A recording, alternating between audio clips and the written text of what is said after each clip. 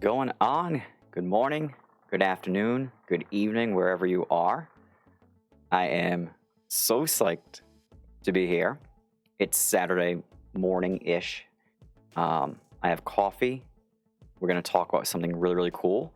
And what I love about Saturday is when I stream on Wednesdays, as great as it is because I've finished with work for the day, I've had time to unwind, have dinner, spend some time with my family.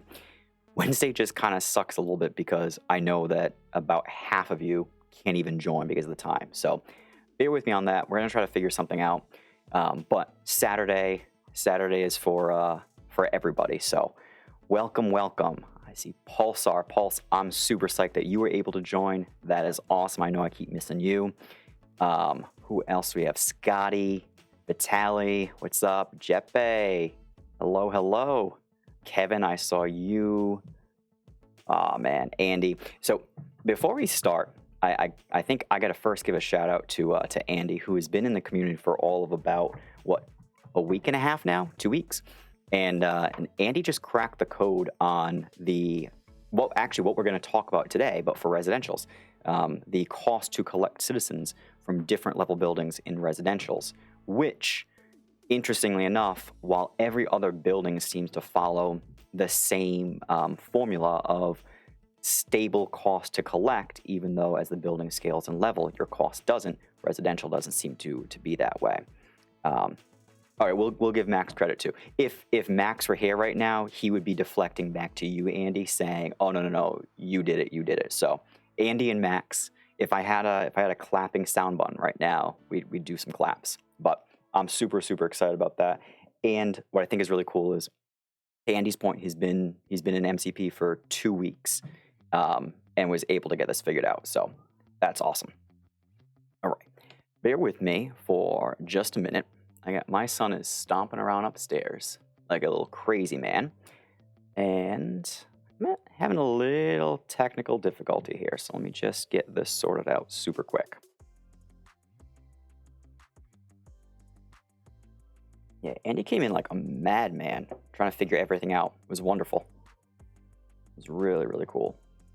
All right, I think I am good to go here. Everything plugged in. Nice. All right, sweet. So we are talking about cost to collect. This is actually a really complex topic, so we're going to try to figure this out. But we'll take it in stages. And cost to collect, what's really important about it is, lots of times people will just buy land and build a building, whether it be a level 1, 2, whatever. And they do some basic calculations, but I don't know that they always look at things super far and wide.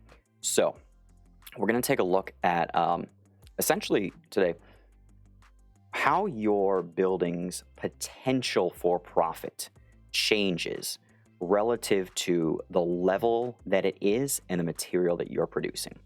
So this is definitely not a straightforward, super easy, quick topic. It's actually something that probably requires multiple conversations. But what I'm going to try to do is break it down in its most basic, simplest form. So at the bare minimum, anybody watching this now or later can walk away understanding what the concept is, understand why it's so important, and then also be able to use MCP HQ and or any other tools and data you have to start to hone and refine your own financial tools and models. So without further ado, we're going to jump in.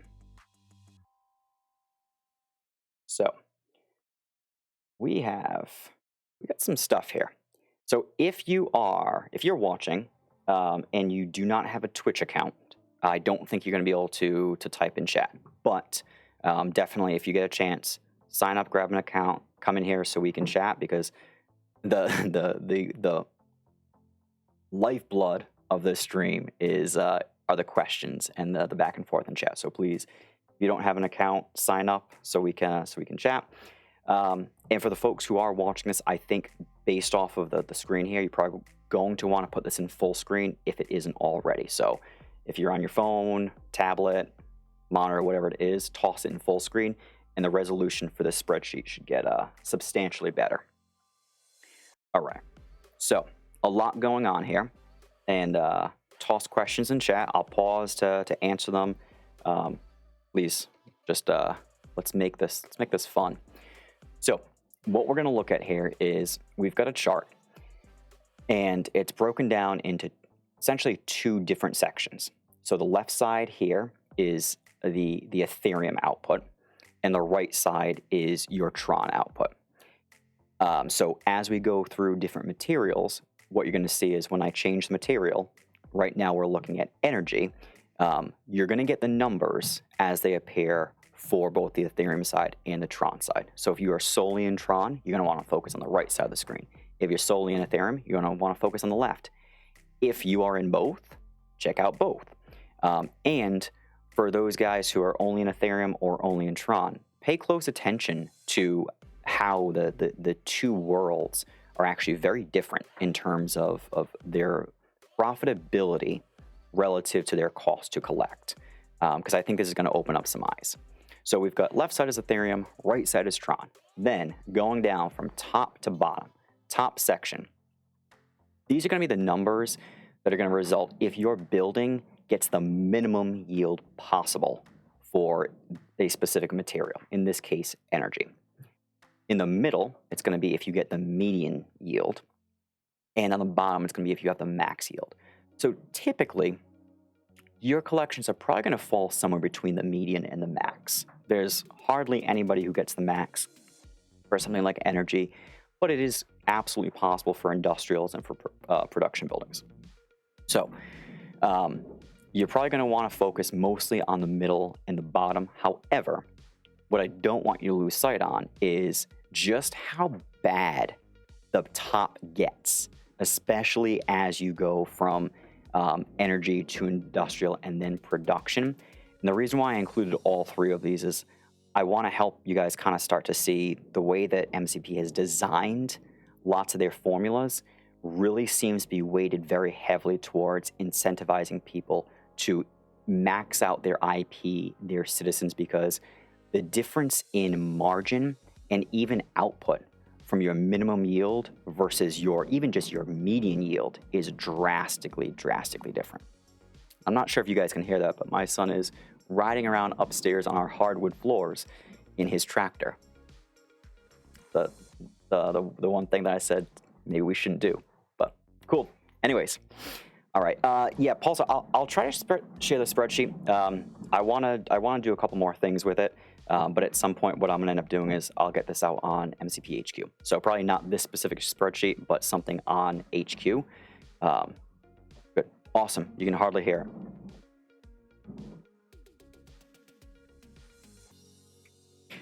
We're not going to worry about it. I am going to worry about it. I'm going to stress and be a little anxious about it for a little while. But within like the next 10 to 15 minutes, I'm just going to say, it is what it is. Most of you have kids anyways.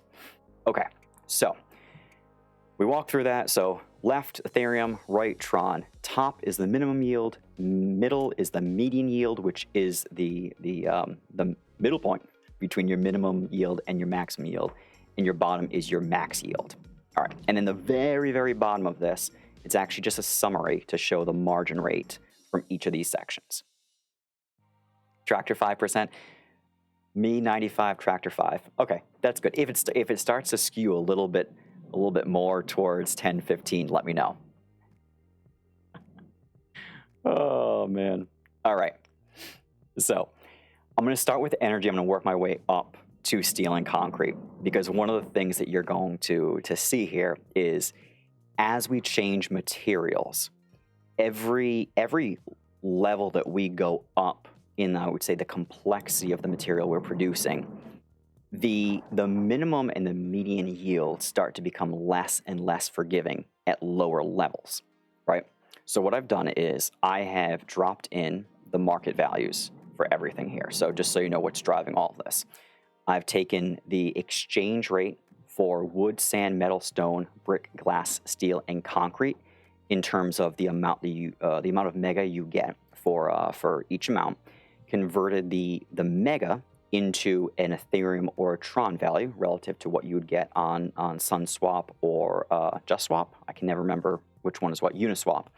And that gives us a true market value. So we're ignoring the rates on the in-game market because the in-game market, it actually isn't, it's accurate relative to what's happening, but all the true volume is going through the vault right now for everything except for energy and water.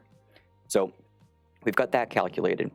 And then what I've done is we've taken all the information. Every single thing that is here is actually available on MCP HQ in that building and construction guide.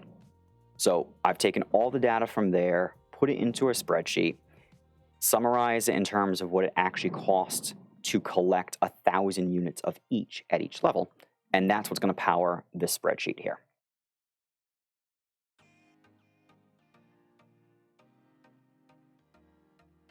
Yeah, Andy's been super busy. Pulse.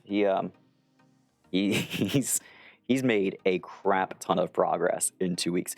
He is like literally months ahead of where I was when I started. And I came in pretty gung-ho on spreadsheets and data and all that stuff. So Andy's gonna very, very quickly eclipse most of us, myself included. I'm not sure how I feel about that. I know deep down I should be really, really happy and excited as people come in, and I'm quickly become not even close to the smartest person in the room. It's going to be a transitional period, and it's going to hurt a little bit, but in the end, it's going to be worthwhile. All right, so energy. What we're going to focus on here, and I'll give you the rundown for energy, and then just it'll be in your mind as we walk through other materials. We're going to look at the top section first. So right over here, the minimum yield. What we have is we've calculated that would be him tumbling off the tractor. We have calculated the cost to collect 1,000 units at each level. So level 1, 2, 3, 4, 5, 6, and 7. So our first row is the actual cost to collect that 1,000 units. And you're going to notice it's going to go from high to low. Oh, that's true. That's true. As far as still the smartest person in the room, by default, I'll take it. I'm not complaining. Stroke the ego. That's okay. So what you're going to notice is going from left to right, your cost to collect 1,000 units is actually going to shrink fairly substantially because you're going to start with, on the Ethereum side, 0.00015 Ethereum to collect 1,000 energy. And it's going to go all the way down to 0.00003. Little bit easier stated on the Tron side. I had to remove the decimals because when I go to concrete, you're going to see that everything is going to break. But even there, very, very large difference. So at level 1, your minimum yield is going to be 1,000 units of energy. And you're going to see that at each, as you upgrade your building, your yield or your minimum yield is going to go up. But it's not going up considerably. The common thread through all of these things is when you upgrade, what you're upgrading for is really two things. It's predominantly it's an increase in the max that's a lot more important and material than the increase in the min. And then the other thing is going to be, because every time you upgrade, your cycle drops by 24 hours. So if you're operating a level 1, there's only so many collections a level 1 can make over the course of a year. Whereas a level 2 that collects every 6 days versus 7 days can collect a couple more times per year. And that's what you see down over here. You're going to see the annual yield capacity. And the annual yield capacity shows if you don't miss a single collection, which we know is going to happen because even if you miss your collection by 1 second, you're going to have that slippage. But let's just say you build something, you create a bot or something that allows you to collect on point. This is the maximum amount of energy that can be yielded from each level building. So a level 1 with your minimum yield can at most produce 52,000 units. But then when you go up to level 2, it jumps up to 68,000, 91,000, 130, 209,000, 521,000, 1.6 million units. So the difference between a level 1 versus a level 7, you're talking about being able to produce 52,000 units of energy versus 1.6 million. So let that sink in. Bob, you're here. Bob, I thought you weren't going to be able to join.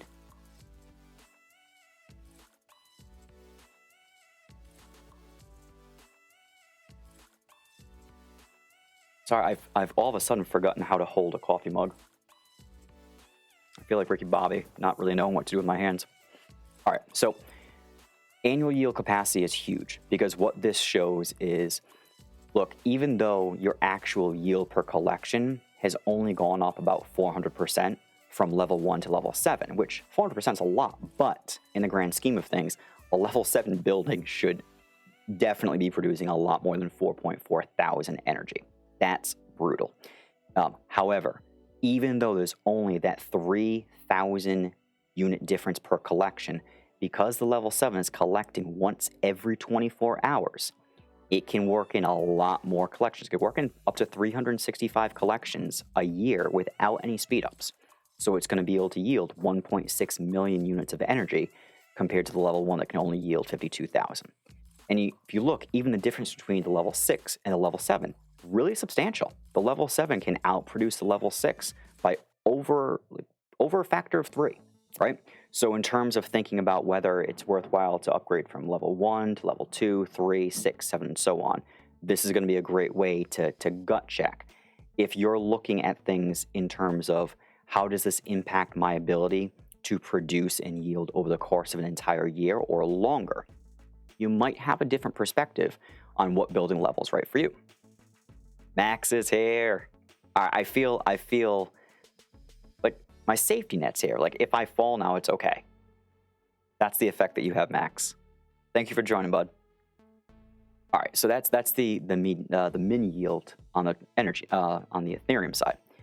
When you come over here on the Tron side, same exact thing. So the good thing is the output and building mechanics and rates don't change Ethereum to Tron. Your yields are still the same. What changes are your market values and also your collection costs, because one is going to be in Ethereum, one's going to be in Tron, but both are still relative. So yield doesn't change, but what you will see, one sec, I'm going to sneeze. False alarm. False alarm. What you will see is that the margin rate on the Tron side, interestingly enough, is actually a lot better, especially at lower levels. So when we're looking at margin rate here, what we're talking about is the actual price that you could get relative to the current market, the price you would sell the materials for at current market value minus what you spend to collect the materials. And what's going to be really, really important here is the price you're paying to collect. This is just the starting point, because what it's factoring in is the actual Ethereum or Tron amount that appears on screen. It's not factoring in any of the materials that you have to acquire to burn for that material. So in the case of energy, energy only requires either Ethereum or Tron to collect. It doesn't require water. It doesn't require any other materials. So we're just factoring in the actual cost in capital or currency to produce that. Whereas when we jump to water, water does require a little bit of energy. So this cost to collect amount does not factor in essentially the opportunity cost or the cost to acquire the materials that have to be burned to create this material that we're looking at. And the reason why I've broken it out this way is I want you to see that even before factoring in those materials you're going to need, there are certain buildings and building levels for different materials that you just never want to build at the current market prices.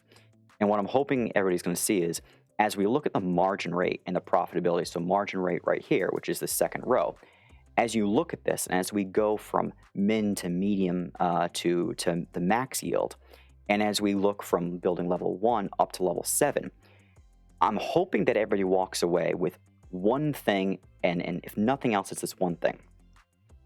You need to expect the unexpected in the economy.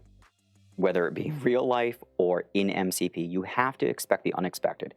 And to build and plan around your current market values is an absolute recipe for disaster. Building around a market where the margin is super high or the demand is super high or low, either way, you need to make sure that you understand that the economy can change like that for the good, for the worse.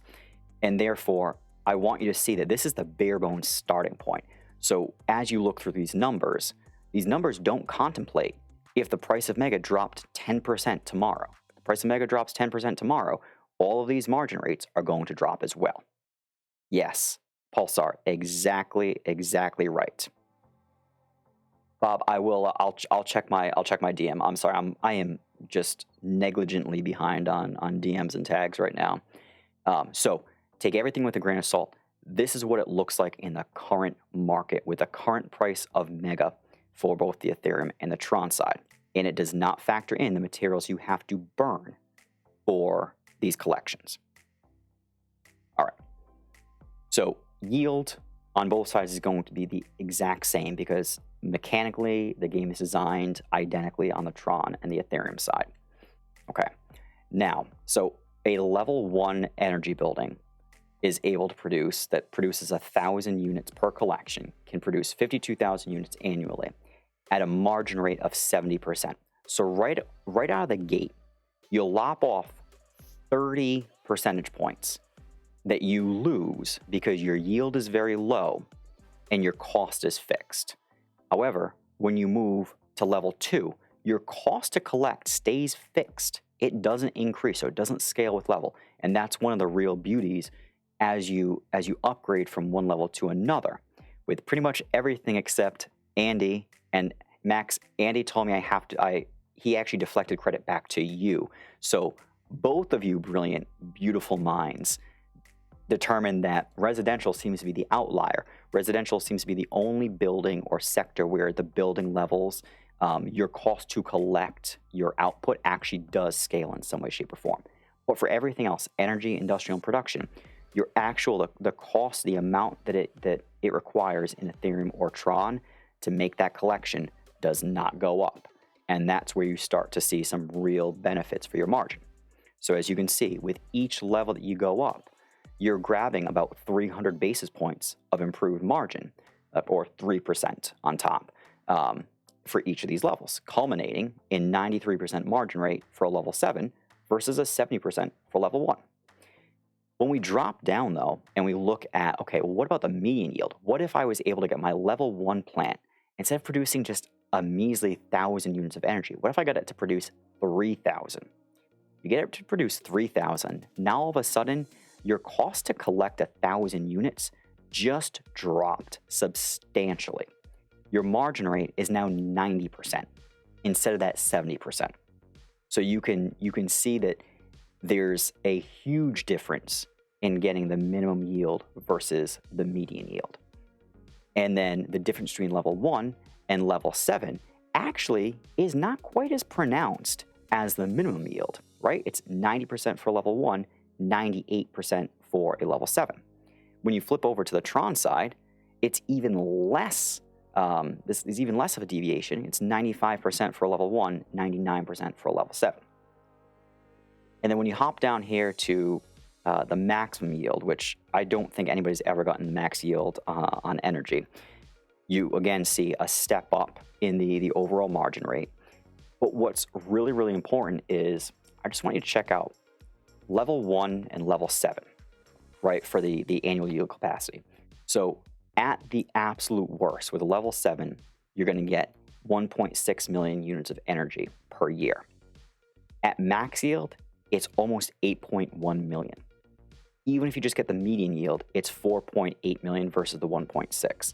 So there's a huge, huge difference, not so much in the yield per collection, but over the course of a full year. I'm going to pause for questions and to catch up on chat.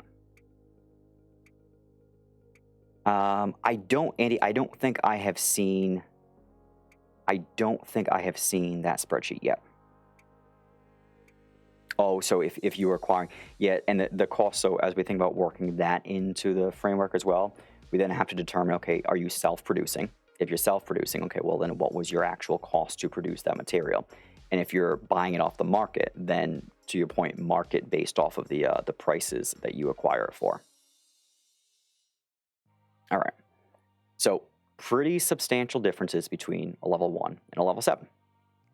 Now we're going to look at water. All right, now when we look at water, again, we see everything's going to change. But the same theme is going to come true when we look at water versus energy. Again, right? It's the annual yield capacity shoots up substantially from level 1 to level 7.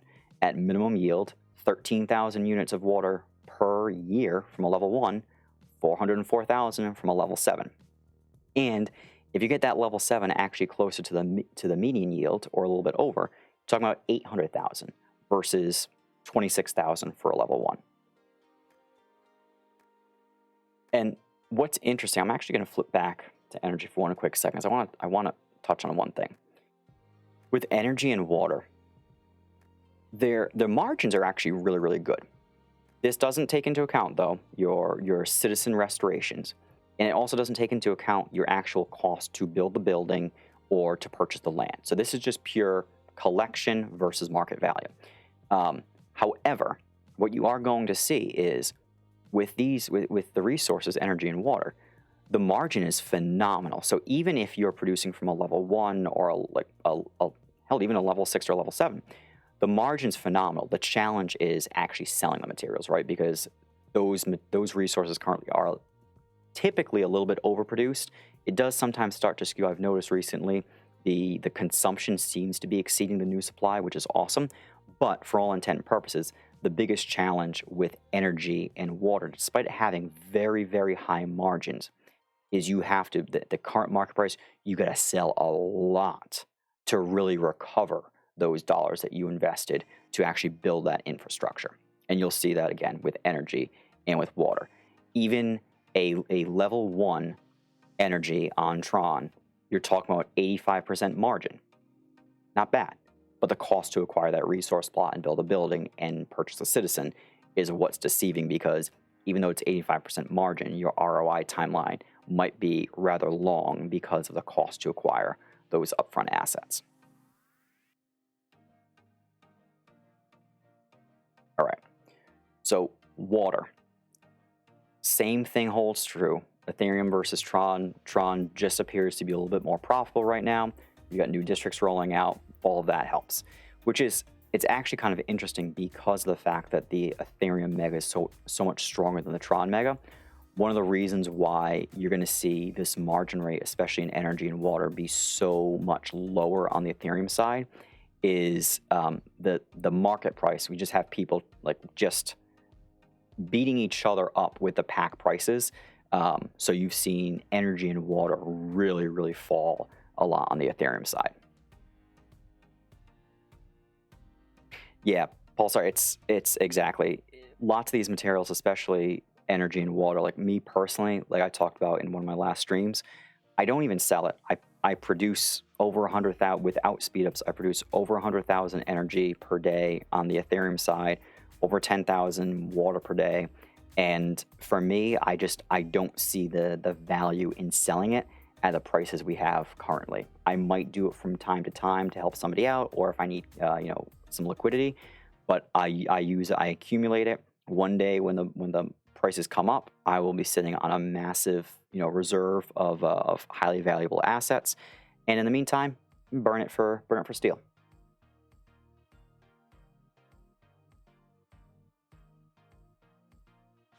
All right, so water margin looks pretty solid. We're going to walk over and we're going to check out wood. Now this is where it starts to get interesting, because now we're not playing with the in-game market values. We're now playing with the vault values and the exchange rate of material to Mega and Mega to the native currency of that chain. So now we're looking at wood, and you're going to start to see these margin rates start to take a hit. All right, so on the Ethereum side, a minimum yield smelter plant, so a level 1 where you literally take your Generation K citizen that you got for free and you drop that single citizen in that building, and your IP is just terrible. You're looking at about 68% margin on your collection. Again, not factoring in the cost to acquire or produce the energy and the water that you're going to need. So this is with the price of Ethereum Mega sitting at just shy of, I think, 0.006 Ethereum per Mega.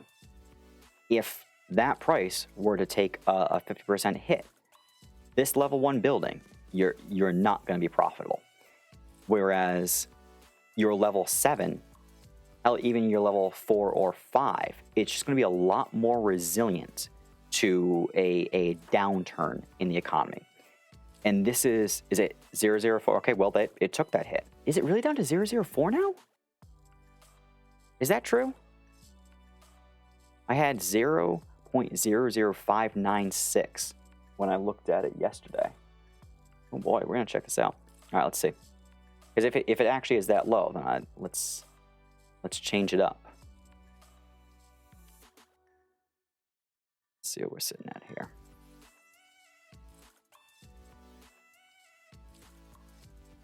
Uniswap.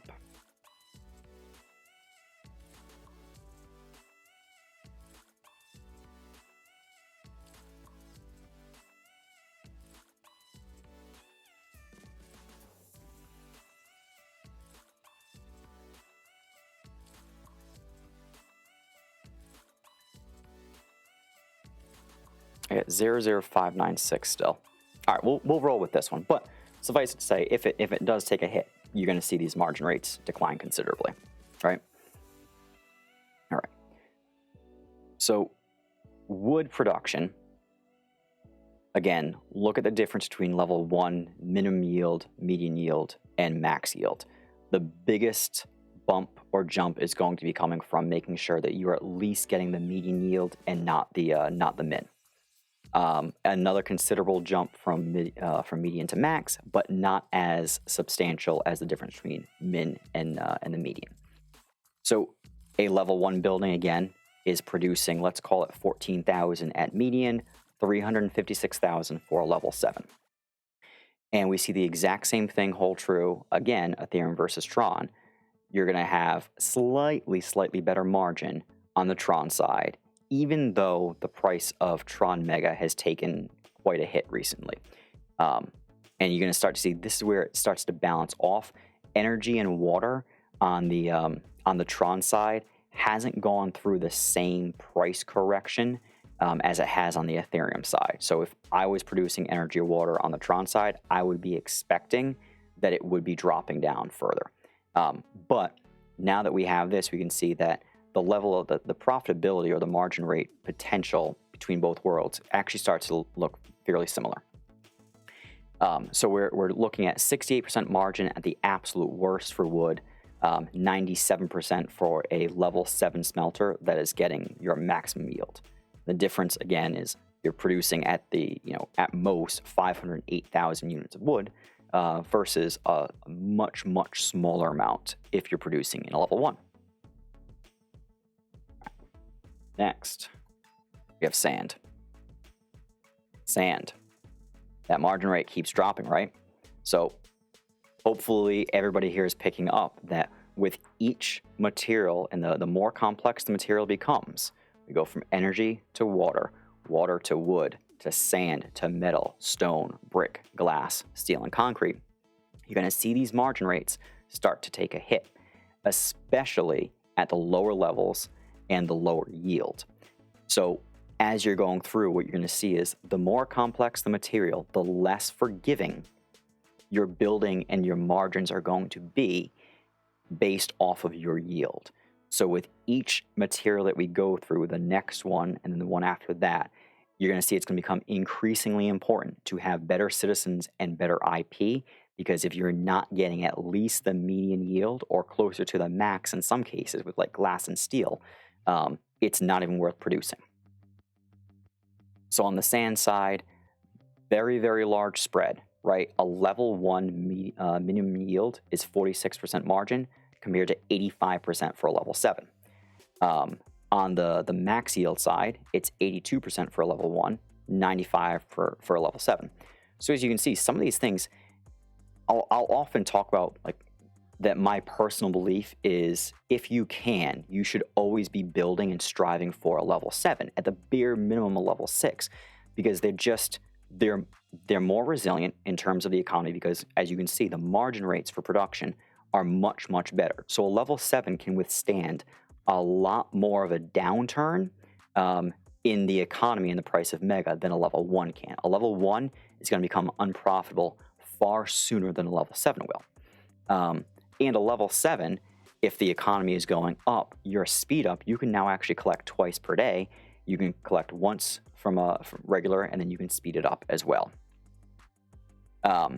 The other piece too is resale value for a higher level building, especially level 6 or level 7, is typically going to be a little bit better because it's a more marketable asset, whereas a random level 1 industrial, smelter in a random district is definitely not as prestigious or marketable or desirable to most as a level 7.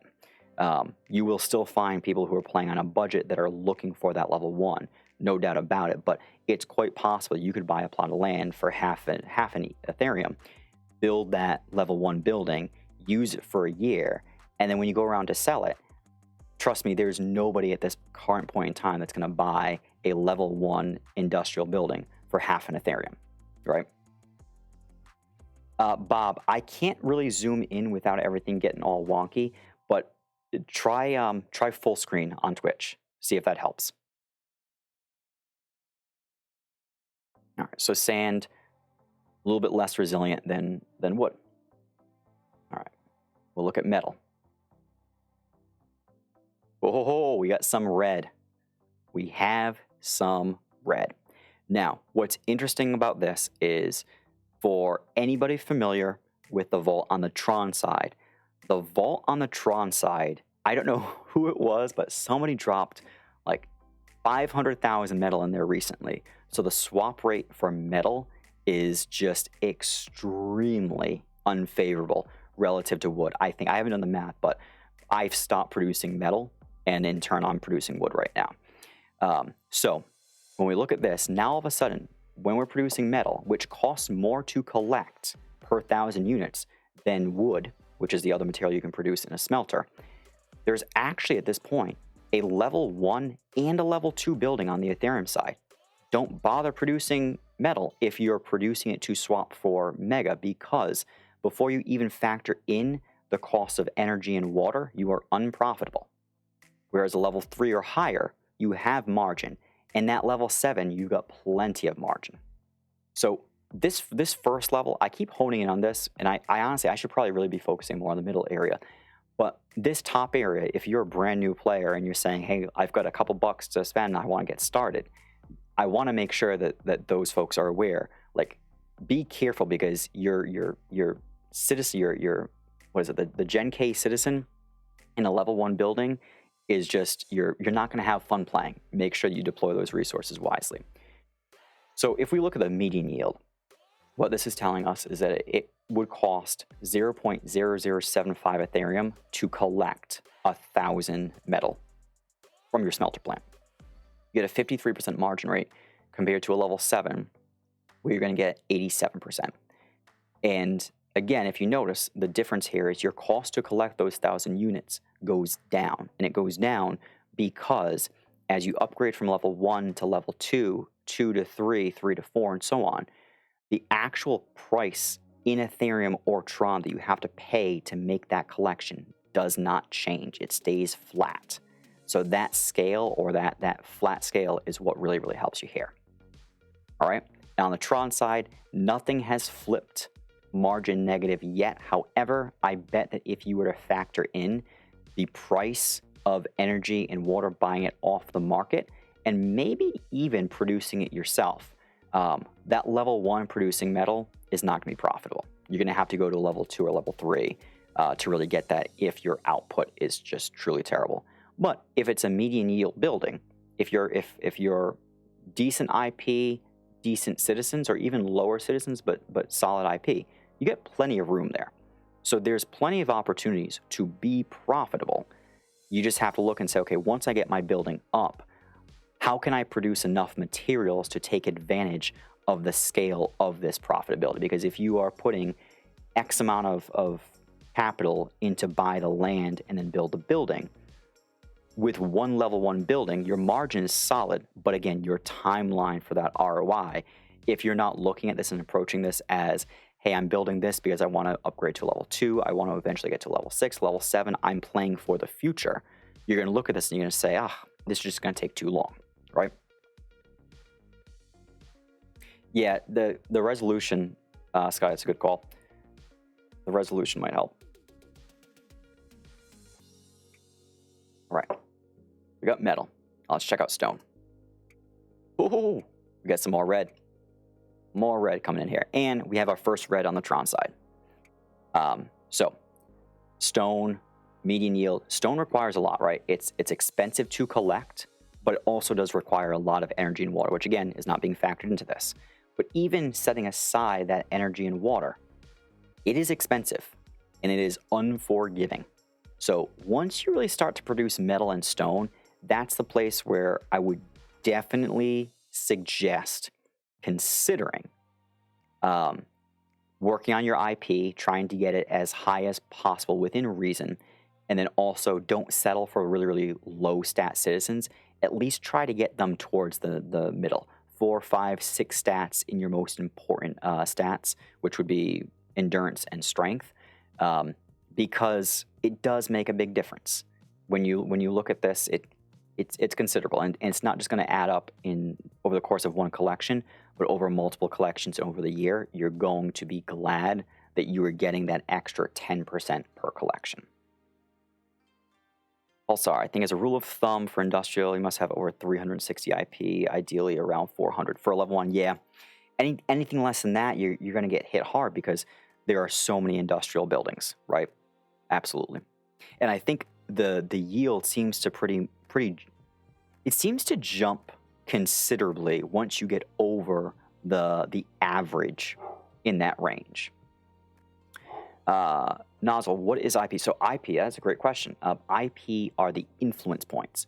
So influence points are determined by what else is built around your building. So 5 plots in any direction from your building is what gets factored in to calculate your IP. So as an example, when you're building an industrial building, you want to build it near other industrial buildings, office buildings, or energy buildings, because energy, office, and industrial help improve your overall IP of your industrial building, and your IP or influence points is one of the pieces or the variables in the formula that determines what your yield is, and your yield is most important for your margins.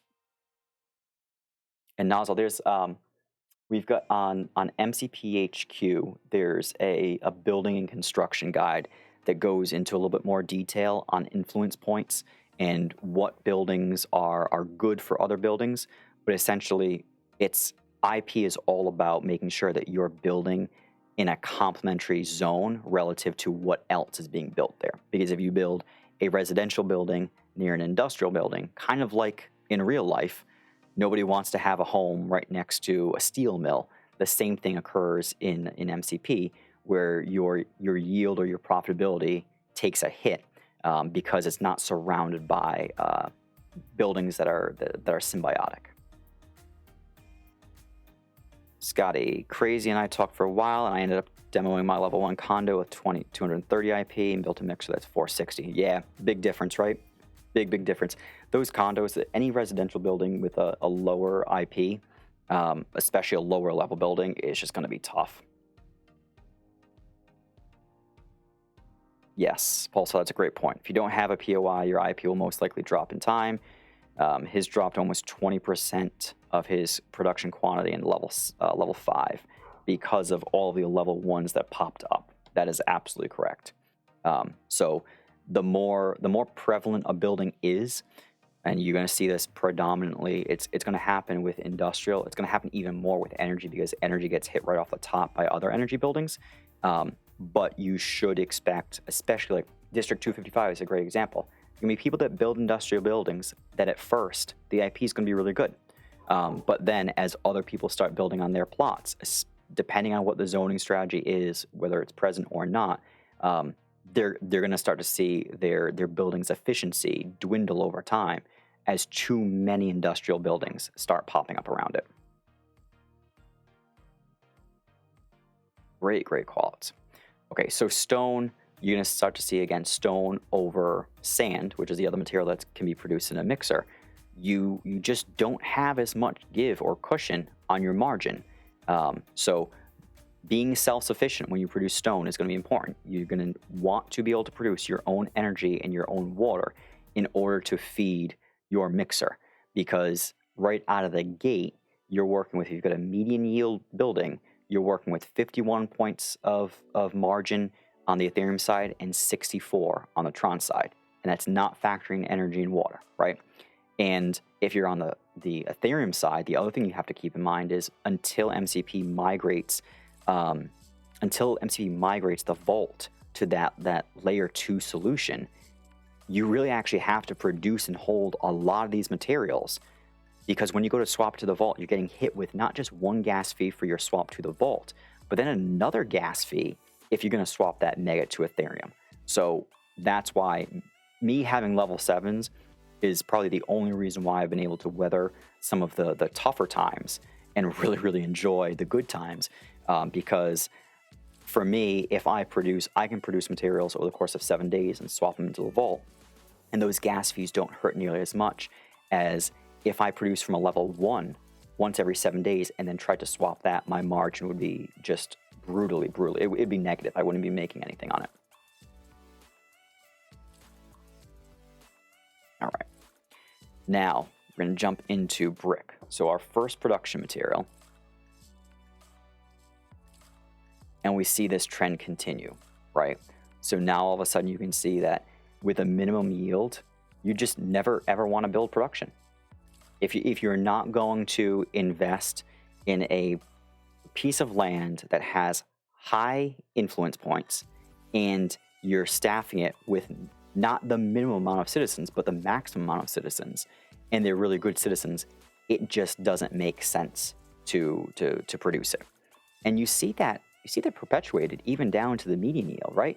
So a decent level 1 brickworks on the Ethereum side, you're only working with 35% margin before you factor in the energy, the water, the stone, and wood, I think, sand. I forget what the fourth material is. You haven't even factored that in, and you only have 35% margin. So even if you were to go to a level 7 right now, you're working with 85% margin versus 35 before you factor in those costs of the other goods. So that's a massive difference, right? And you see that as we progress through the supply chain, from energy now up to brick, these differences in the deviation between level 1 and level 2, between min, median, and max, start to get a lot more pronounced. Thank you for the link there, Max. Appreciate it. All right. And on the Tron side, again, you're starting to see more red bleed in here. Some of the biggest difference between the Ethereum and the Tron side when you start to look at market values is the vaults. The day 1 exchange rates on the vaults were actually different. And I'm not talking about the difference in the amount of Mega you could get. It was the difference in Mega relative to other materials. So there's a formula that I'll share and walk people through at some point down the road, which helps identify essentially when you work in all of the different actions that it takes to produce X amount of materials, X amount of units of each material. There's actually a ratio that should exist where, as an example, this is a real example, the price of steel should always be at the bare minimum 16 times the price of glass at any point in time. If it is less than 16 times the price of glass, it tells me that the steel market is not healthy. And in the case of the vault, the day 1 swap rates for the vault, I think was 8-to-1 steel to glass. So they neutered steel on day 1 on the Ethereum side. And on the Tron side, some similar stuff happened there as well. I think predominantly glass was the one that was hit a little bit harder. I think glass is supposed to be around 6 times the price of brick. And on the Tron side, I think they had the vault have it at like 2 times the price. So there are just some materials on each world that are not quite set up for success in the vault. What you're going to need, or what we're going to need to have happen, is for the vault to be drained and those materials to start popping up on the open market where the price can increase relative to what you would get for it on the Mega side. Because even if Mega runs up to $300 on both maps, it's still moving every material up in a relative manner. So glass is always going to be undervalued relative to brick on the Tron side, and steel is always going to be undervalued relative to glass on the Ethereum side. All right, we'll check out glass. Glass, very similar to brick. However, even less cushion here, right? And on the Tron side, now you're looking at, if your minimum yield, you need a level 4 just to break even before you factor in all the materials, right? So you can see that on the Tron side, if you're getting the minimum yield, I can pretty much almost guarantee that even this level 1 is not going to be profitable, because you have to factor in all of the energy, which is a lot of energy. It's like 22,000 energy, all the water, and then your industrial materials as well. But when you come over here and you look at a level 7, in a level 7, a max yield for glass on a level 7 is absolutely achievable, because what's going to happen is lots of times when you're building a production building, and Kevin can attest to this, there's a handful of folks here who can attest to this, you don't just build the production building and that's it. You're gonna try to get the best appliances. You're going to usually build a monument POI to give you at the bare minimum a 5% boost on your output, plus remove any negative IP from other production buildings. And then you're also typically going to staff it with the best citizens possible. So right out of the gate, you're now setting yourself up for success. Those red satellites from Mega Development Corporation, right, Kevin? If you guys need red satellites on the Ethereum side, Kevin's your man. If you need them on the Tron side, Kevin, I don't think you're producing them yet, but Bevins is always a good hook up there for those red satellites. And then the last thing you're going to do usually with a production building too is you'll see people buy nearby plots to drop an office or some other building nearby to help further improve the influence or the IP and yield of that production building. You're going to see that happen a lot, mostly with probably office, residential, and production is where you're going to see a lot of times there'll be a mega building and you'll see the same person that owns that mega own a handful of plots around it with level 1 buildings that usually aren't staffed. And that's because people are buying land nearby to boost the IP of their building, which in turn boosts their yield, which in turn improves their profitability and margin. So there does come a point in time when some of these materials, you're actually willing to go out and spend even more to buy your surrounding land, because the difference in yield is substantial enough to increase your margins, where you say, absolutely, I would rather get 35 units of steel per collection and have a larger upfront cost, because I know the difference between 35 units of steel per collection and 30 is actually going to give me another 3 Ethereum of profit over the course of an entire year. So yeah, why not spend 0.2 Ethereum on this other plot of land to boost the output of my steel plant? All right, and now we're going to check out steel. And you're going to see, ignore the Tron side because steel does not exist on Tron. However, we're looking at a lot of red now on the Ethereum side, right? And the biggest call out here, similar to glass, is steel requires a literal crap ton of other materials. So working from a level 7 steelworks, when you collect, and if I was getting 35 units of steel, which I think myself, Kevin, Slats, we've achieved, it's 81%. So we lose 19 percentage points of margin right off the top, just in our collection costs. So to make the number of collections that we need to get 1,000 units of steel without factoring in citizen stamina, energy, water, metal, and stone, it costs us 0.21 Ethereum just to make the collection, not factoring in anything around the cost to acquire or produce the other materials that you're going to need. So 81% margin. If you're not getting your max yield and your median yield, which is 22, so 22 units versus 35, if you're only getting 22 units of steel from your level 7, now your cost to collect 1,000 units just went from 0.21 Ethereum up to 0.34, right? So your margin on that went from 81% to 70%. 30 points of margin eliminated off the top before you factor in anything else. So this is why it is so critical with production, especially concrete, steel, and glass. You have to max your IP, you have to max your citizens, because if you don't, even if you have a high-level building, you're still going to be, it's still going to be tough. And steel and concrete are going to be the two materials that as Mega rises and falls, they're going to feel it the most because those swings hit hard.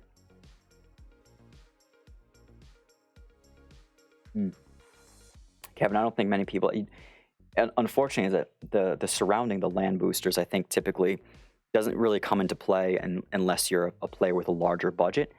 But in the event of a district opening, like I think 255 is a great example. If you were buying land in a brand new district and on a budget, right? So 300, 400, 500 Tron, you might only plan to build a level, let's say you're going to build a mega building. You're going to build a mega brickworks, glass, or concrete on the Tron side. It's worth investing upfront in that additional land because A, you're going to need it for your POI at some point, whether it's to boost or to protect and remove that negative IP. You're gonna need it. You're gonna want it. You're going to have it, or you're gonna want to put that land down just to make sure that your yield is gonna exceed what you need it to, so that if the economy, if there is a price correction, if there's anything that occurs, everything you're doing, it's an additional insurance policy in the event that Mega goes down. And what I don't see happen enough is I see people come in, build, do their research. The people who don't do research and just start throwing money, they're going to fail ultimately, which is really unfortunate. But it's a fact. And then there are people who come in and actually do the work and think through what are my costs, what am I going to get for my my revenue, my profitability. But the biggest mistake they make is they use market values as they are currently, and they expect those values to be perpetuated over time. And they don't account for any downturns. So it starts to hurt. You can have when we looked at the price of energy, even current market values, right? We'll check this out. We'll go back. Even current market values, a level 7 on the Tron side producing the max, hell, a median yield, is still working with 99% margin. That's nuts. That's phenomenal, right? You've only lost one single point of margin from your cost to collect your 1,000 units. Because it doesn't require water, it doesn't require anything else, you legitimately have 99% margin.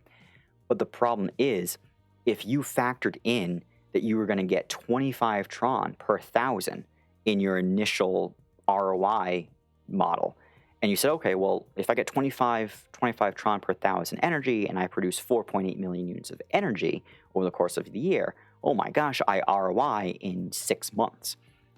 But if that price slips from 25 to 20 down to 15 now, that 6 months just became 18 months. It could become 20. And that's the part that I don't think people, they forget to protect their downside in the financials. And you're usually, when you're investigating something, is a little bit of a confirmation bias. You find a strategy you like, you find a plot of land or building you want to do, and you start to build models that maybe are a little bit polluted because you're overly optimistic. But I would not advise, because this is never advice. What I would share as context is, for me personally, I always try to be as pessimistic as possible with any of my calculations and assumptions. And then the other thing that I do that is probably very different from some other approaches is I've looked for things in the economy that just seem so messed up that I know inherently for this game to succeed, MCP has to correct. That's why I've leaned into steel so hard, because when I started, steel wasn't really being produced because it wasn't worth being produced. It requires so much. The value relative to everything else was so low. And I know, because of the way the economy is structured, that when steel and concrete rise in value, it pulls up the value of everything else, because every single sector of the economy and every single material in the economy is affected by those materials because they consume so much. So if steel goes up, if demand for steel goes up, the price of steel goes up. If the price of steel or demand for steel goes up, then all of a sudden steel producers need to start producing or buying a lot more metal, a lot more stone, a crap ton more energy and water. And since we need more of those materials, all of those other industrial and energy sectors now need to ramp up as well to meet that demand. And when you're ramping up your energy industrial, you're consuming more materials for upgrades, you're purchasing more citizens, your office buildings, your business centers and local offices are yielding higher amounts from the global and district fund because of everything else that's happening. Andy, thanks for joining, man. I'm glad you had a chance to swing by. Catch you later, and congratulations on the residential. That was a huge win, not just for yourself, but for the entire community. Kevin, the only regrets I've had in the game surround not buying the land that I would have needed. Isn't that the truth, Kevin? And unfortunately, it's a lesson that people won't learn until it's too late. You really have to go through it to realize, crap, if only I could go back and buy that land, because either I had one or two of the plots, but now I can't I can't bring the site to Omega because somebody's blocking me, or I built this building nearby. I really could have used that land to improve the IP of my current building. Yep, absolutely. And energy plots are the only finite thing directly tied. Absolutely. If MCP builds out the economy, or builds out the game and mechanics in a way that drives the economy in the direction of really being driven by high demand for glass, steel, and concrete, I legitimately believe that everybody is going to succeed. All right, so let's swing back here to steel. Right, so steel, and this is why you're going to see why there aren't many people that produce it. So just as an example, if you were going to try to produce 1,000 units of steel in a level 1 with decent IP, it's going to cost you 1.6 Ethereum to produce those 1,000. Again, without factoring in energy, water, metal, or stone costs, right? Whereas a level 7 with your max yield, or even a level 7 with median yield, is 0.34 Ethereum. So hopefully now people are starting to see the true value behind upgrading your building is not necessarily in the increase in your yield per collection. It is valuable because it does contribute to your margin. However, the net outcome that you're striving for is to do everything and anything you can to reduce your cost to collect per 1,000 units. And you're able to do that effectively when you upgrade. You do take on more overhead in terms of the citizens you have to buy to staff your building, the materials that you need to make your upgrade, and the capital that you need to pay the fees and the taxes to upgrade. It's not free, and it's tricky, and it's when you do the math, it can be a toss-up sometimes between whether it's worth it to just stick at level 1 versus upgrade to 2 to 3 to 4. My point here is that when you look at each material and the margin rate just from the cost to collect 1,000 units, I hope that people look at this and say, okay, if I'm going to build a bunch of level 1s, I'm building a bunch of level 1s, and I understand that if the market drops, I am, for all intent and purposes, leaving myself open to being unprofitable for a period of time until the market recovers. All right, last one we'll look at, concrete on the Tron side. Very similar story to steel, right? So over here on the right, you're going to see a level 1 concrete building that's producing 5 units of concrete per collection is margin negative. A level 7 that's producing 22, you've got 76% margin before factoring your other materials. when you jump up to a max yield, which is going to be 35 units versus 22, you're working with 85%. Which again, if you're self-producing, which you do have to be self-producing everything else to make steel or concrete worthwhile, and even then, it's still more profitable to just sell off the energy, water, metal, and stone in pieces versus producing the steel or the concrete. But it's a lot quicker to acquire the materials and revenue. But you can see why there's no point, even a level one concrete plant that's giving you 100% yield capacity, 8 units of concrete per collection. It's not going to be profitable when you factor in the energy and the water. It's not, it's 33%.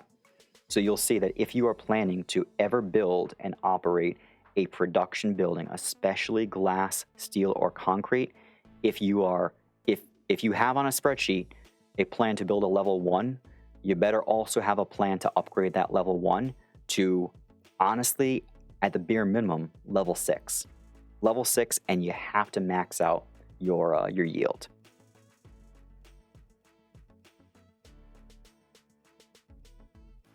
I tinkered with the spreadsheet so much last night. I was actually getting a little anxiety because it was around like 10:30, 11 o'clock my time. And I hadn't finished this yet, and I was having all sorts of issues with formulas. And I was like, oh, crap. I'm gonna go on live at 11 in the morning. I have no time in the morning when I wake up to get everything fixed, but we got it. So, has this been helpful? Talk to me. What questions do we have? What did you learn? What's confusing? What doesn't make sense? What else do you want to know?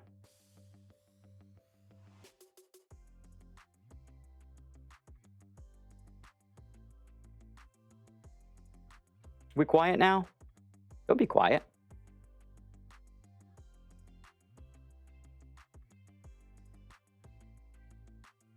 Yeah, also we're all gonna have different ways to assess value and margin. And honestly, there's no one perfect solution, right? This is the approach that I've taken, and it's my attempt to illustrate a way for you to answer the internal question of, should I build a level 1, level 2, what level should I build to, and is it actually that important that my IP and citizens are maxed out so that my yield can be maxed? Because when you look at it, if you're producing, and you've got 90% efficiency in a level 1, that's not bad. But over the course of an entire year, if you actually bring that up to 100%, it actually does yield a fairly substantial impact to your annual yield and therefore your profitability. Margin versus volume for steel. Yes, Max, that's exactly it, right? So you're sacrificing margin. However, what you're exchanging when you're producing steel, in my case, I produce steel right now purely so that I do not have to go and try to sell my energy and water and metal and stone, because I would have to swap my metal and stone to the vault, which I'm going to incur that gas fee. For me, name of the game is because I'm self-sufficient with steel. I'm comfortable eating the margin and not getting as much for my total materials as I would have if I sold them off in parts in exchange for rapid, quick, easy mega. Kevin, regarding using citizens most efficiently, is it better to buy 30 perfect E's and rotate them through a production building, or buy 20 and pay for restoration, or just rest them? Oh, that's a great question. All right, so Gen E's, here's what you need to know about Generation E citizens and why it's so important. So a Generation A citizen, which is for all intent and purposes the best generation because of the amount of stamina and breeding points that it has. A Generation A citizen has 1,000 points of stamina. And as you collect materials from building, each material requires a different amount of stamina points. I forget if somebody can post it in chat. I'll bring it up on HQ now on this other screen. When you're producing materials, you're decreasing your citizen stamina with each collection. So Kevin's point here is, if you only have 20 citizens that you purchase for your, let's say your steelworks or your concrete plant, at some point, fairly quickly, they're actually going to be out of stamina, right? And to restore the stamina of those citizens is going to eat into your margin.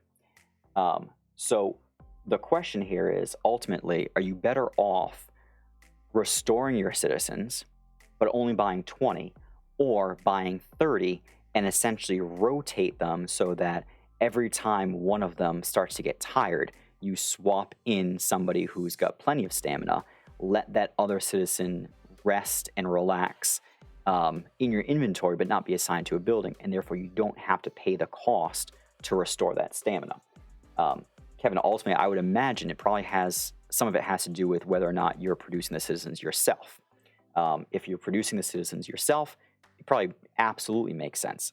It's also gonna be probably dependent on whether or not you own a commercial in the district where you're restoring that stamina. Because if you own a commercial and you're using your own commercial, I forget what the exact number is, but I want to say it starts at 20% and increases. But whatever you pay to restore stamina, you get about 20% right back as a refund for owning that building. So yeah, so production, we are for steel and concrete. The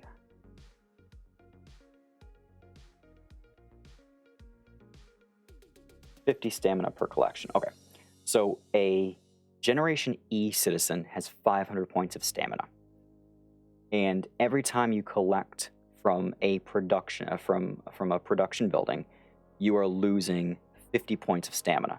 So your Generation E citizen that has 100 points or 100% stamina to begin with can make 10 collections before they have to be rested or restored. So factor that in, and what that's going to tell you is every 10 collections, you're going to have to incur the cost to restore 20 citizens, which can be quite expensive.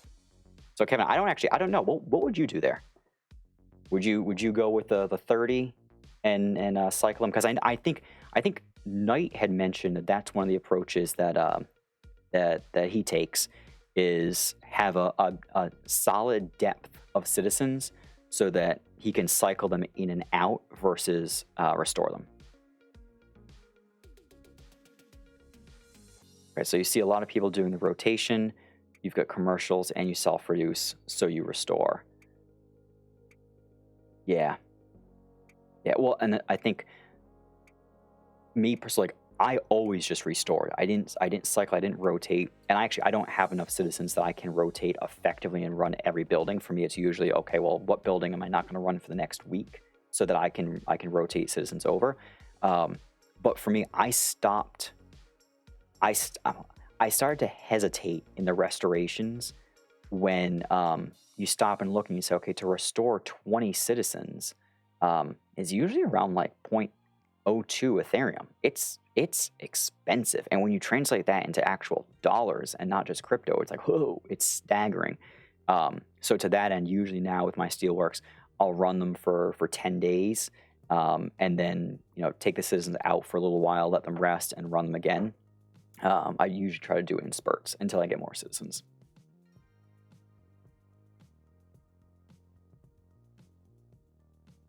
Oh, yeah. I think everyone's helping me. Bevan's, he's told me that commercials on the Tron side are just really, really not exactly worth it. Which I'm still trying to wrap my head around. Like, I know commercials in general are underpowered, and they obviously need a boost of some sort. But I think, I'm assuming a lot of it has to do with the actual cost to acquire the land and build a building, not so much in the actual yield from each of the restorations. But I'm not sure. Did anybody participate in the latest district opening? No, 255 on Tron?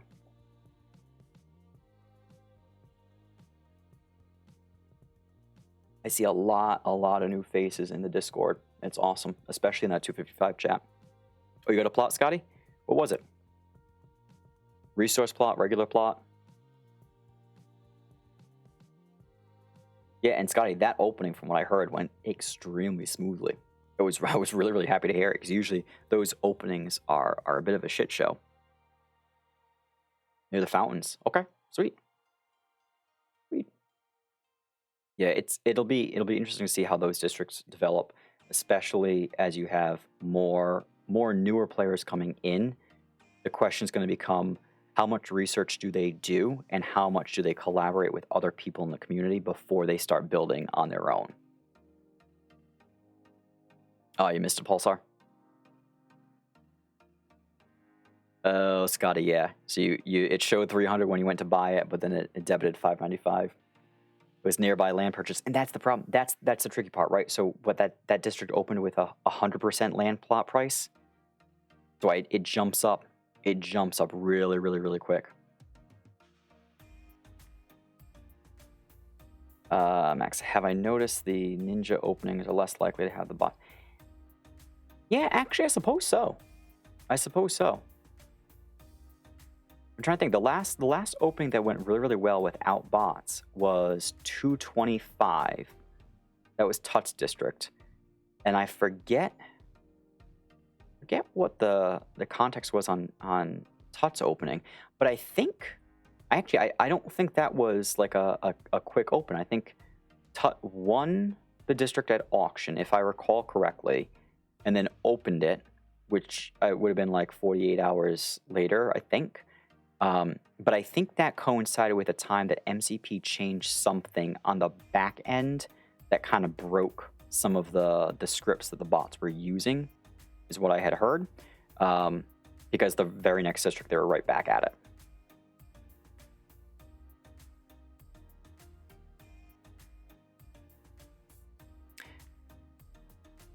Yeah, Sky, that's a good point too. And that's the nice thing about the industrial buildings is you've got the ability to switch production. So you don't actually, if you are bootstrapping and you need to produce wood and metal, you don't technically have to buy 2 plots of land and build 2 different buildings, 2 smelters, one to produce wood, one to produce metal, because you can just swap that what you're producing.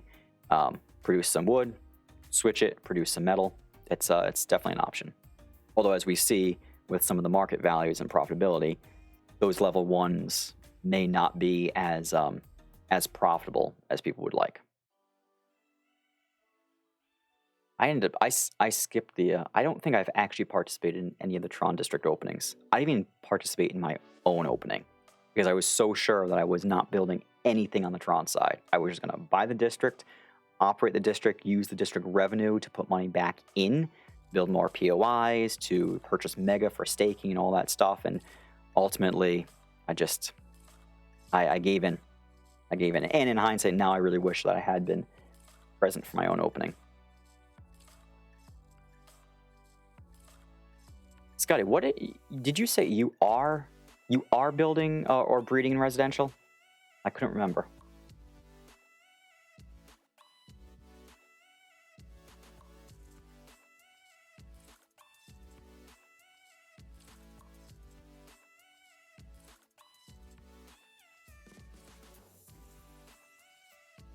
Because I forget. I know Andy was trying to figure out residentials for a while. And Scotty, I don't know where you netted out. Okay, yeah. Yeah, without pets and depending on who you ask, without a higher level building, it's tricky. And we were talking about this the other day, and I think the thing that people forget is what's really important is if you're planning on breeding and not just breeding for like your first building, but you're purchasing A55 citizens to breed, even if it's just a level 1 building, the name of the game is try to get your Generation B, your B45s, as balanced as possible. Max their stats out to the best of your ability, but as balanced as possible, because every improvement or anything you can do to reduce any slippage in stats from one generation to the other is making sure it's setting up your next generation to be even better.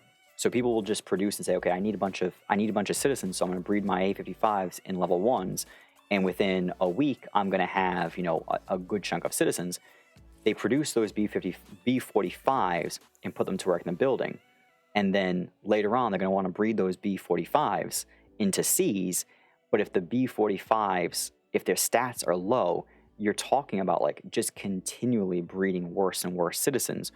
Or when you finally do have 20 B45s from your As, if they're not that good, you can go and breed them in a level 7, but you're going to have to breed them to Cs just to get their stats in the median range. You breed them to Ds, and now they're starting to be good citizens. It's not until like E that they're actually really, really solid. And the time that it takes to breed a level C, I think a level C is what, like 7 days, a C36 breed cycle. A D is got to be around a couple weeks. Like it takes a lot of time. So you want to try to get your Bs as good as possible so that you can get 20 B45s, drop them inside a level 7, and then breed them into really, really solid C36s.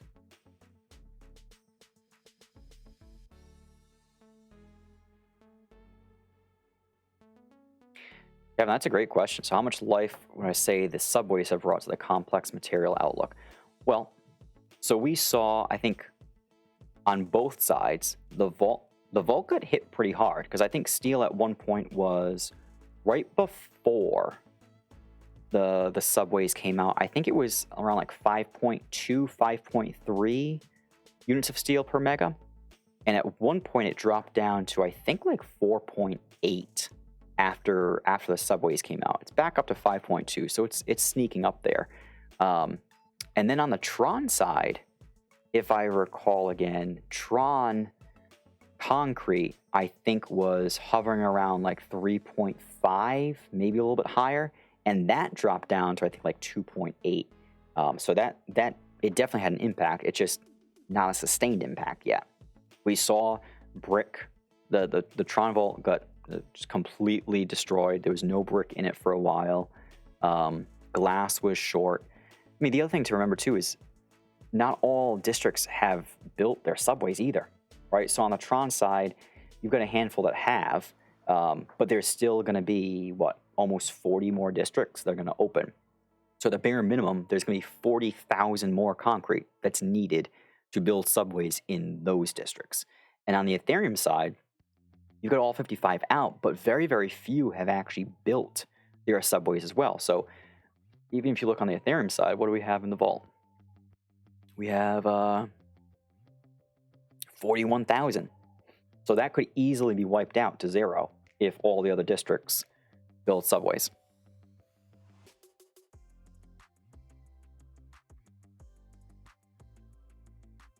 Yeah, Jeppe, I would assume so. I mean, I would assume so, because there's really no reason, besides the social recourse, there's no reason for somebody to not use a bot, because to my knowledge, I don't think MCP's done anything to take away land or anything that has been acquired. Their ill-gotten gain, so to speak. So until that happens, you know, I don't. It seems like there's really, the only slap on the wrist is, oh, you can't participate. I don't know. Yeah, Kevin, that's a good point too. The potential need for tons and tons of complex materials to support custom buildings, which I think of like Blue's that tower that MCP showed on the Ethereum side, for the land that Blue has, like that building, I would imagine would require thousands upon thousands of steel and glass. The question remains, what is the incentive or reason to build a custom building, and a custom building that's large enough that's going to require all those materials? That's the part that I think a lot of us are still trying to figure out, like, what is the value proposition? What's going to make somebody want to spend $100,000 to buy the materials to build a massive skyscraper on either map? Scotty, TED is surrounding everybody in 214. Everyone. Yeah, vanity. But is there enough money tied to vanity to drive the economy in a sustainable manner? I would imagine there's enough large wallets out there that are going to want to do something, and it will help in the near term. What I'm curious about is, what is it that's going to ensure that that vanity spending continues? And in all honesty, like, vanity is great because it's gonna help jumpstart and catalyze stuff. But when all is said and done, I will feel myself the most comfortable when I can put my finger on and say, okay, there's literally a reason for why every single person that plays any kind of a game or wants anything to do with this game is going to want to build the largest building possible. Scotty, I think he does. He was accepting offers initially, and then as the value of land started to increase, I think people's offers were not going up commensurate with the surrounding price of land, so he seems to have stopped. But more recently, I've seen him accept some offers for around 5,000, 5,500 Tron for plots. But he does, I don't know what his cadence is on checking them. It seems to be a little bit random. I think I also saw that he purchased at least one plot off the market. I forget what it was. I don't remember what district it was. It was like 247 or 249 or something. So I've never witnessed Ted buy something. That'll be interesting. I would just love to know what Ted's plan is, because I think there's a lot that we can do, especially in 214, if we know what's most important to him. Like, does he want to hold his land for World? If he wants to hold his land for World, okay, cool. Like, we can help out with that. But in the meantime, in order the more that people build in the higher level buildings in 214, the more revenue I get, the more I can put back in to helping Ted and others ensure that the value of land continues to grow.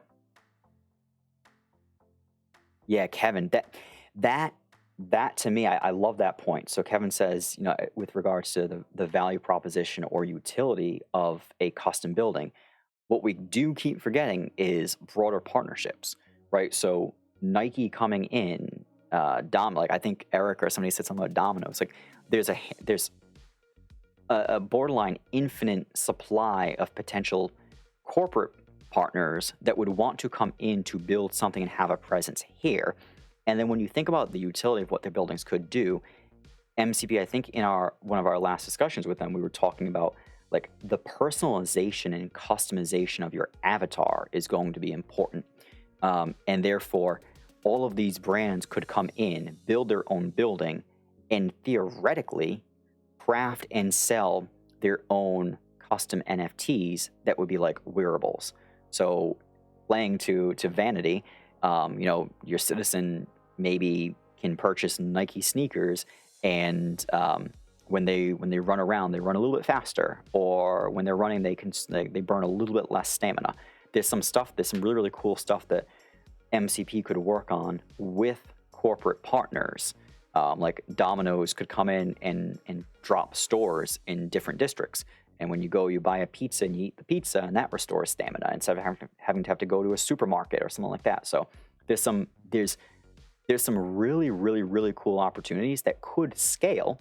It's just a matter of how they go out and market it and draw them in, because all it's going to really take is one or two, and then others will follow.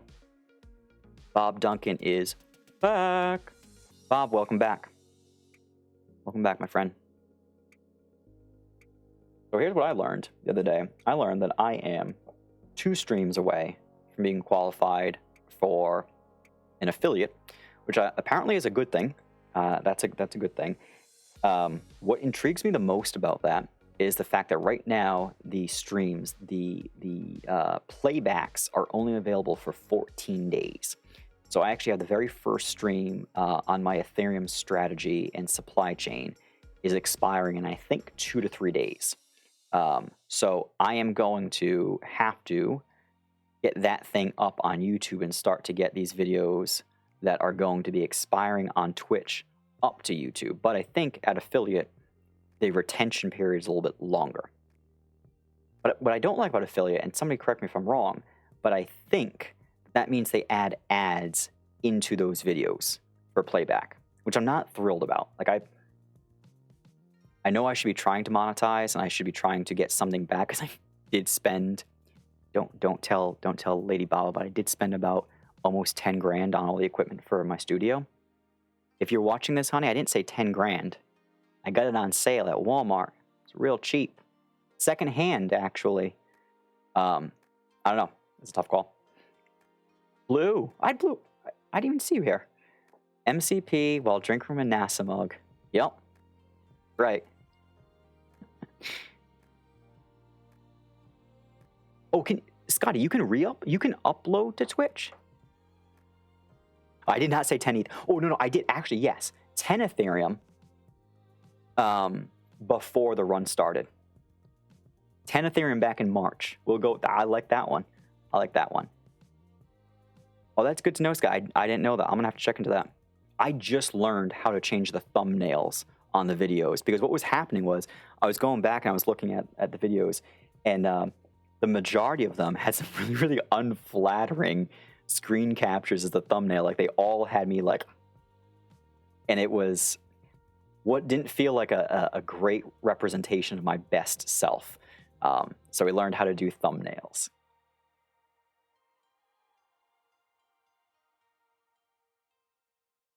So yeah, two more streams, or one more now, actually. I think after this, just one more. So huge thank you. I'm so excited about, like, I had hesitations at first streaming MCP, like first just like putting my face out there, right? But then when you get over that, the concern around like just how much content can you actually present and have it be enjoyable. What I really like is this. The name of the game here for me isn't actually have 1,000 people come to the stream. It's get content out, have a conversation with the community where we don't have to type in Discord, and also start to build a little archive of content that will make it easier for some of the new folks who are coming in to be able to hear directly from somebody else in the community what they're doing, what they're working on, how they're approaching things, the way that I think about one thing versus another, and then be able to make their own informed decisions, or hear what I'm saying and say, "No, that dude's full of shit. Like that's not it. We're gonna switch it. I'm gonna take this approach." Like, we need that. So I'm excited to be able to deliver that, and I hope that the majority. I haven't been able to keep up too much on the Discord with everything that MCP shared recently, but one of the things I was really excited about, and honestly like blown away by, was the fact that they took that stream that we did with them for the scholar solution for Mega World, and they went through it and they chopped it up into different clips, where each clip equates to one or more opportunities for the team to chase down and tackle. And like, that's incredible. That was us spending 2 or 3 hours of our time to talk through things, and look what happens when we stop and we talk and we work through different solutions and we ask questions and we hone and we refine our thought. They're able to take that, bring it back to the rest of their team, and then actually action on it. So imagine, like, this is me coming in on streaming 2 days a week, where really only 1 day a week most people can join. Imagine we have 2, 3, 4, 5 or more people that are all hopping online to share their MCP experience. It's gonna be a lot easier when Mega World comes around. There's more content and more things you can do with it. But like, we are literally just at the beginning here, and I can't wait for the next person to take that jump and leap too. So if there's anybody that wants to do this, if there's anybody that's on the fence and thinking about doing this, please talk to me, because I want to do anything and everything I can to support having other people step up and share their experience as well, whether it be on Twitter, whether it be on Twitch, pre-recorded stuff for YouTube. Both myself and Ball are here, both as ourselves individually, but also MCP HQ as well. Yeah, Max, that was a cool screenshot. That was cool.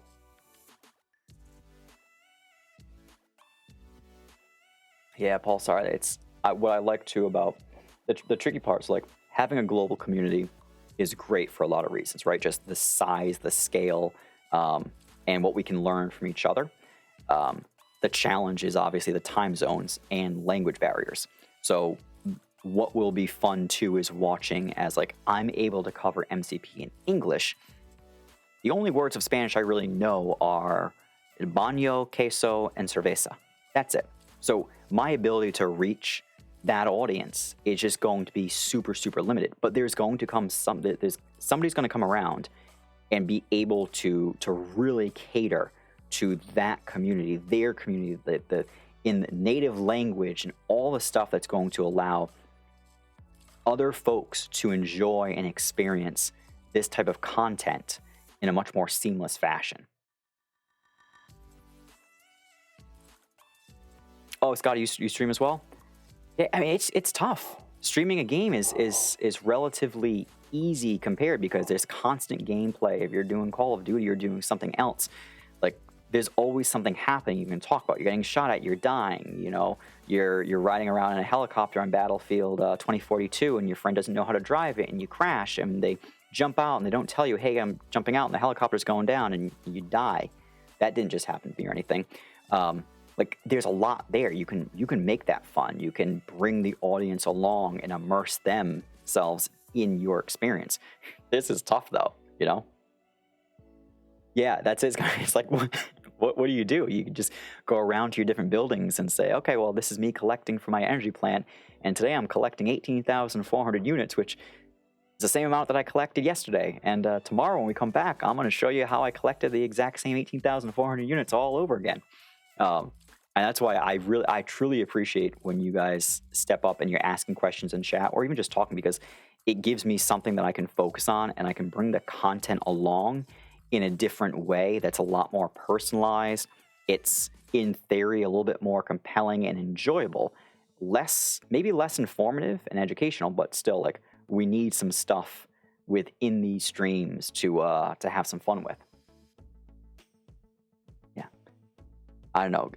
I am genuinely interested to see who cracks the code at making streaming MCP content truly, truly fun. Someone's going to do it. I'm going to lay the groundwork. Somebody else take what I'm doing and perfect it, please. Or teach me how to perfect it. We can work with that too. Your plot. Okay, Bob seems to be interested in having a plot reviewed. Bob, shoot me the coordinates. I'm assuming Ethereum, but I'm not positive. Let me know. We'll zoom to it. We're going to stick around for about another 20, 25 minutes, and then I have a family commitment. MCP unrelated. Plot reviews are good? Okay. Well, plot reviews are good, so then let me, there's nothing better for plot reviews than a little MCP HQ. Let's see what we got here. Let's bring up our handy dandy plot surveyor. All right, Bob, 86,292. All right, let's jump there first.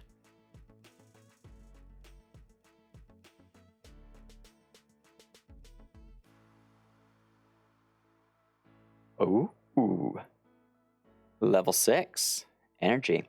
Oh, is this Trick's old plant?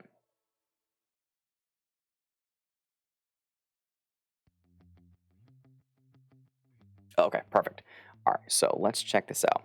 So first thing we're gonna do, let's see what Trickster was getting for output, because I think Trick had some really, really good citizens staffed. All right, so 9,700 energy, which, how does that compare to the max for a level 6? Let us see. 9,600 out of 14.2 thousand, so median is 8,500, so a little bit low actually on that yield. I'm curious as to what these citizens were like. Okay, they were crappy citizens. All right, so slightly above average yield, but with below average citizens. So that's good. Okay. All right. So if we check this out, then what do we have? We've got a level 6. You got the POI, which is awesome. So you're getting the 5% boost.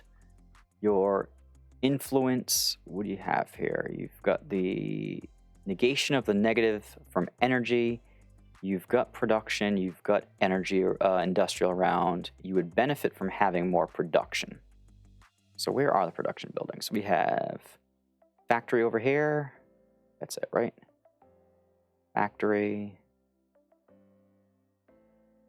This one's not in range. Okay.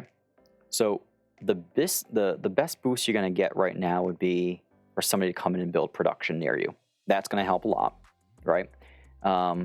Industrial, you would benefit from having, I think, what is this? 1, 2, 3, 4, 5. One more industrial building in range of this plot right here is going to bring your IP up a little bit more. But production is where you've got the biggest gap. And then on the appliances, 2 greens, 1 red. I think this is the part where I plug Kevin K's amazing red satellites from the Mega Development Corporation. So if you were to do that, you're going to have a little bit of an increase there. So you're working with 3 reds instead of 2 greens and a red. And then let's check out the plot prices here.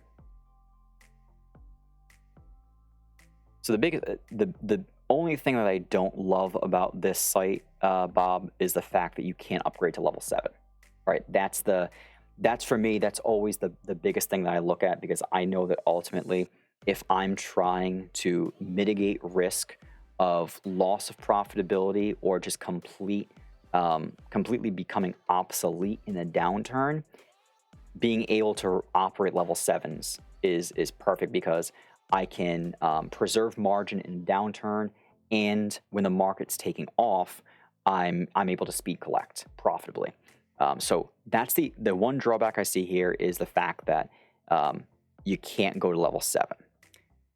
Your resource plots are 4 and 3, so that's certainly solid. There's nothing to scoff at there. That's a good site, far better than if it was built on this 2 and 1. And you've got the monument there, which is great.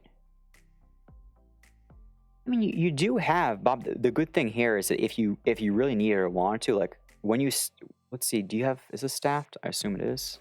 It's not staffed yet. So I would check it out. When you staff this with your citizens, let's see what you get. But you could definitely improve on the 9,700 that Trick was getting before. So overall solid.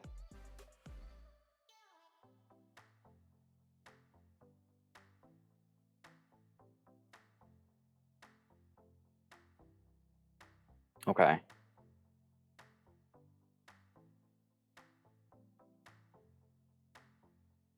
We say the only reason why I got it is giving the POI, energy, and IP. Yeah, that's a at 1.3, because what the cost, just the cost to acquire the land itself, you're talking about. I mean, I don't know what this was bought for, but based off the price of the surrounding plots, 0.64, 0.28, 0.32. Yeah, so I mean, I would imagine that initially the cost just to acquire that land was probably in the ballpark of like 0.75 to 1 Ethereum. So for that alone, the price is worth it. Plus, you got the POI, which is another plot of land, which if for some reason you don't want the POI, you can always use it for something else. You do also have the ability to drop if you wanted to. Like if you ever needed a production building or an industrial building, you've got an open 2x2 site here that you can always expand and use. Looks like Roddy's got this plot on sale for 0.25, so you've got an IP booster for a production building if you wanted to further complement. But I think it's a good acquisition, because the land alone would have run you at least 50% of that purchase price, right? Then you would also have to buy the materials that you would need for level 6 and pay all the upgrade fees, and that in and of itself, I think just to build from scratch a level 6 on the Ethereum side, even with super low 0% construction taxes, think you're still talking about like 0.6 Ethereum just in fees and taxes alone. So solid. Yeah, I think it is in range because you got 1, 2, 3, 4, 5. Yeah, so that plot is in range up to here. 1, 2, 3, 4, 5. Yeah, that plot is in range. But you also like there could be diminishing return on that, right? Adding another production building to increase the IP, you're probably, before you spend the 0.25 Ethereum on a plot booster, you're probably better off putting that 0.25 into just better citizens. Let that plot be the last thing that you do. Add 2 additional red satellites. Get the best citizens you can relative to your budget and your aspirations, and then you always have that plot to fall back on. Joe, what's up, buddy? Welcome. Yeah, great deal, Bob. Like I said, the only thing that keeps me from saying, oh hell yeah, that is like deal of the century, is just the fact that you don't have the ability to scale to level 7 if you want or you need, which based off of what your plan or your strategy is, you might not need it, right? Depending on what you're planning on producing, a level 6 energy is more than enough to handle almost anything. It's just if you're going to go with glass or steel, you're gonna need to have level 7s versus level 6s. Yeah, Joe, it was a solid opening, huh? No bots, everything went clean and smooth, people weren't erroring out, no freezes or crashes. That's awesome. Yeah, let me hop to 255 actually. Let's check it out. I have not had a chance to see how everything netted out in that opening.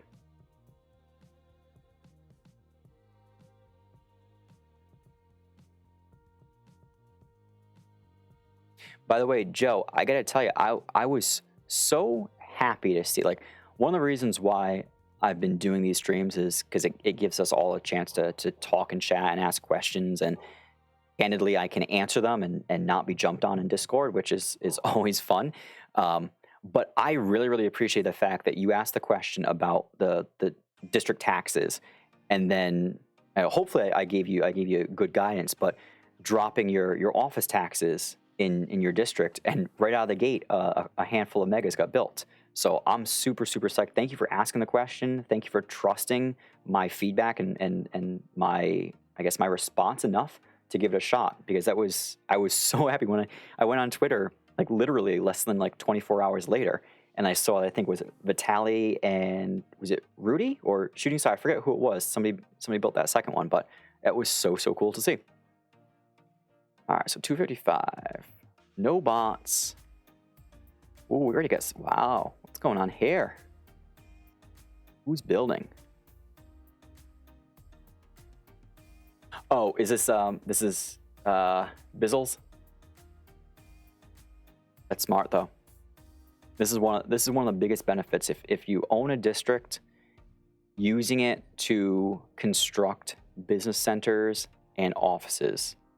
Very important. Is you're gonna get a 17% tax break on your construction costs, plus in this case, because he owns, or she, I guess they own this this district office, it's going to allow them to recover even more of that 17%. Now, Bizzle, if you are watching, the problem that you're going to have right now is you don't have any residential buildings to improve the IP here. So this business center, which is 61,000 IP plus the 18, so 79,000, in order to really get what you're going to want from this, from passive income, this is going to have to be up much higher, on like 140,000 or potentially higher. So what I would definitely consider doing is this plot. Okay, so Bizzle owns this plot. Looks like they own this plot. This is looking good so far, and that plot, perfect. All of these plots, for the time being, even if it's not in your permanent plan, drop a level 1 residential on each of these plots that you own. So anything that you own within 5 plots of either of these buildings, drop a residential there. And ideally what you'd be able to do here. So the problem is you've got energy over here, which means industrial is going to start popping up around it. This is not going to be a good area to actually breed residentials in, but you can use these spots as IP boosters for your office. And you should see like this business center at this IP. I'm not sure how good the citizens are. Citizens are pretty good. Okay. I'm assuming you're probably getting somewhere between 200 to 300 Tron per day. If you could get this IP up to around 140 or higher, I would imagine you're probably looking somewhere close to like 400 to 500 change Tron per day from that one business center. So just get those residentials up. It'll be a huge help. If you guys can hear my dog, Max is going crazy. Okay. So not a lot of upgrades. So lower level buildings. Looks like we got stuff. The usual resales. Resource plot still available. Resource plot still available. Yeah, and anybody who builds energy in these areas, because of the way it's clustered, you're gonna have to have a monument POI there. Joe, I like to think my advice is decent, but I also do hope that any advice that I give, while not actually being advice, is gut checked with something. Taxes in this district. That's a great question, Kev. Let's check it out. Pretty solid. Okay. So, like we mentioned in the last stream, the biggest challenge that he's going to have, or they're going to have here, is at the district opening, the land prices were set at 100%, which means that all of these plots are going to get very expensive very, very quickly because it's such a small district. But tax rates here are solid. It looks like these are all pretty low, around 25%. That'll be pretty solid.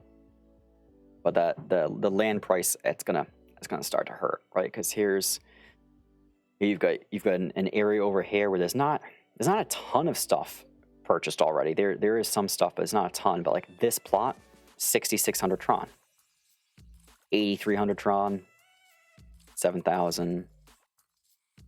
So like just for somebody to acquire this 2x2 is going to cost them in excess of easily 40,000 Tron, which is that's not really ideal. But if they're able to add enough value to the land in the district, people will pay for that. Oh, special delivery. Thank you. Starbucks. Hey, do you want the button? No? We have a button. The dogs start barking. So yeah. But like I said, the nice thing about this district though is the fact that it's small, but there is plenty of opportunities for mega buildings or large custom buildings because these paths aren't breaking up a lot of 2x2s. There's tons and tons of 2x2s. Yeah, coffee airdrop. Yeah, oh, see, I never participate in airdrops because I don't trust them. And I'm also like, all right, so I'm a rather risk-adverse person for the most part. And like for me, with everything that's happening with regulations around crypto and taxes and all that stuff, like my biggest fear is always that I do something blindly and like I get a reward now and then I don't know how to accurately document my reward, and years from now I'm sitting in a jail because I didn't do my taxes the correct way. So I think the other day, was it the ENS airdrop for was it the ETH domains, where I went on Twitter and everyone was talking about like, oh, $16,000 in an airdrop today. Oh, I got 32. I got 5,000. And I'm like, I got a rock. I got nothing. And like part of me was like, oh, damn, like I wanted to buy a domain and I should have, but I didn't because of the price of gas. And I was like, damn it, like I could have also gotten $5,000-$10,000 and then immediately put it back into MCP, but I didn't. So yeah, this is the only airdrop that I'm going to accept.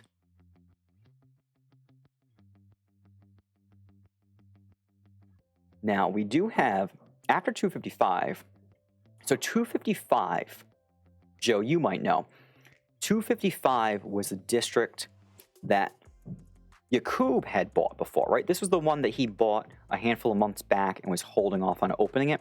This isn't the one that just finished the auction. I'm correct. Oh, Kevin, we definitely need Starbucks, and there's not a lot of stuff that I would like totally geek out over, but yes, Starbucks, if you're ever watching this, you need to come to Dubai and build a Starbucks. I spend entirely, there are two things in my life that I spend too much on, actually three. One is going to be the ridiculously expensive hypoallergenic formula that my son needs. If you ever have a child that has allergies, be prepared to just like burn your money, because this stuff is ludicrous. The amount of money that I have probably spent on MCP or crypto in general, and then daily 2-3 daily trips to Starbucks. Oh, I like that. NFT business cards. Dude, you know what when I go on TikTok and I see all the people that are talking about like, oh, like here's how to make $100,000 in crypto and NFTs, and you go to the site and you upload these photos and you have your collection, you put it on OpenSea, and it's just like, oh, bubble. I keep waiting for things to collapse, and nothing collapses. My inner permanent bear keeps coming out. Okay, yeah, so all right, Joe, so the new one that just finished at auction, which I think is it Killa B? I think was the one that had purchased it. That's the one that has 400 plots. That one hasn't opened yet, which is good, right?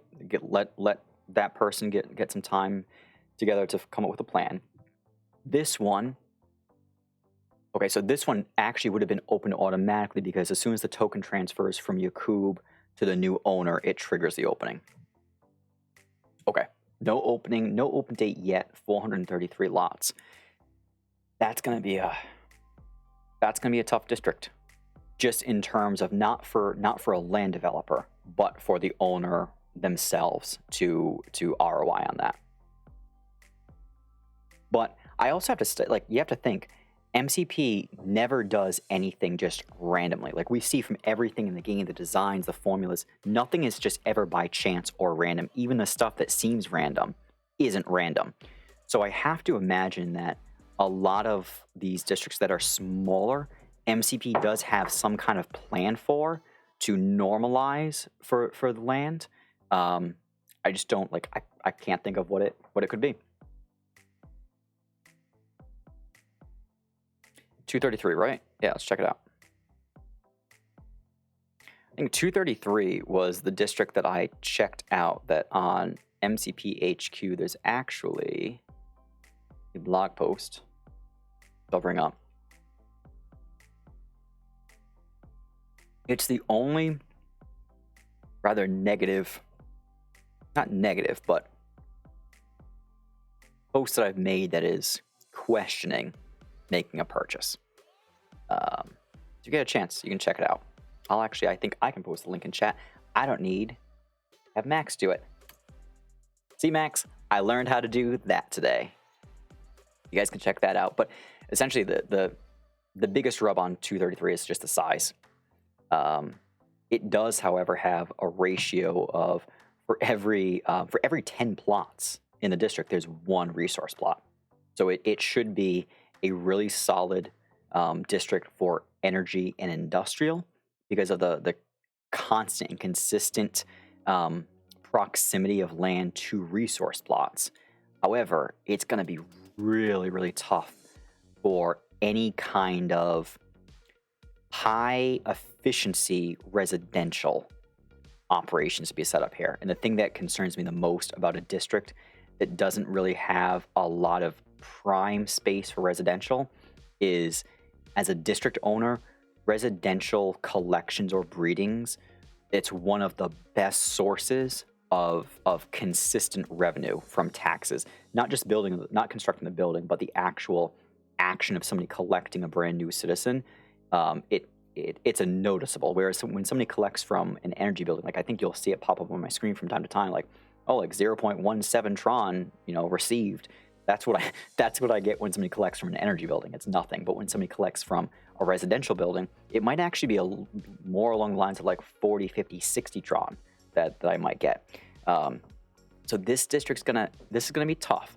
But if it does become very heavily energy and industrial, when Tron Mega does go through its next growth cycle, which we know it inevitably will, this district could really benefit if there's lots of high-level industrial buildings that are speeding up because the price of Mega has gone up so considerably. This district owner is going to be sitting in a really, really good spot because they should make a lot from those speed ups. But yeah, the layout's tricky with this one too. So, wow, almost no footpaths. That's interesting. So you've got footpaths up here, right? Everything else, though, couple there, no footpaths, just roads, footpath over there. So I don't know what the role of footpaths are going to be in the future, if they're good, if they're bad. For me, like, one of the things I don't like about footpaths is the fact that it usually takes away productive land. And blocks you from building larger buildings. But the good thing is, in this district, there's very, very, very few plots of land that are squandered from roads or land plots. Yeah, Max, that's a level up. It's a level up. I've learned how to post a link. I always forget that the chat box is right here, and I can just drop stuff in. It's like my brain remembers I can chat at the beginning of the stream and at the end of the stream, but everything in between I completely forget, which I'm going to take this as an opportunity to remind folks, if you're watching but you're not signed in on Twitch, you're probably not going to be able to type in chat. So if you're going to continue returning, which I would love, definitely sign up for an account and pop in. That way there we can chat live.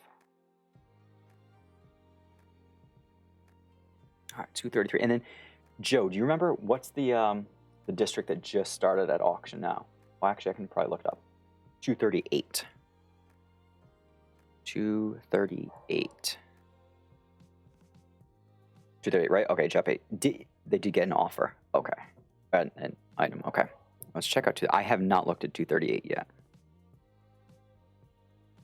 Let's see what we're working with. Another small one. Jeez. 877. I know there are some really big ones that are left to open. 877. Yikes. Yeah, it's a quick bid. It's a quick bid. Okay, so let's see what we're working with. All right, so 877. If we're looking at the mini map down here at the bottom left, it would appear to be predominantly coastal. So that's going to be solid for world. I'm imagining that the freeway here is the divider, and this is not 238. It is still 238. That's something you don't see often. Usually, these highways or freeways are the dividers between districts. 238 actually goes across the freeway, or the freeway cuts through 238. So let's see. All right, so this guy, you got a lot of beachfront property. Somebody's going to scoop that stuff up. That's nice. Goes around the perimeter. Okay. Same situation too as 255, which is, it's very not symmetrical, but what's the word I'm looking for? I guess more symmetrical than anything else. You don't have a lot of these 2x2s that are being broken up by random crisscrossing footpaths. So for custom buildings, for mega buildings, this is going to be nice. This is a really, really nice area right up here. So this is where somebody could, this is no resource plots, right? Okay, so this is a beautiful site. So like what Blue has done in Boston with his district in Bunker Hill. This could be replicated here as well to some degree, because you've got natural protection of water over here. You've got natural protection of trees and water over here. So if somebody came in, same thing over here, if somebody came in and bought land over here, or over here, and dropped a mega residential there with some IP boosters for municipal, commercial, and office, this could become a really, really good area. You can drop a landmark POI right over here, and that's going to touch what? 1, 2, 3, 4, 5. That touches this whole area, plus comes down here. This could be a phenomenal residential and office zone. Grid-like, that's what I was looking for, Kevin. A grid-like, yeah. Yep. I couldn't think of the word.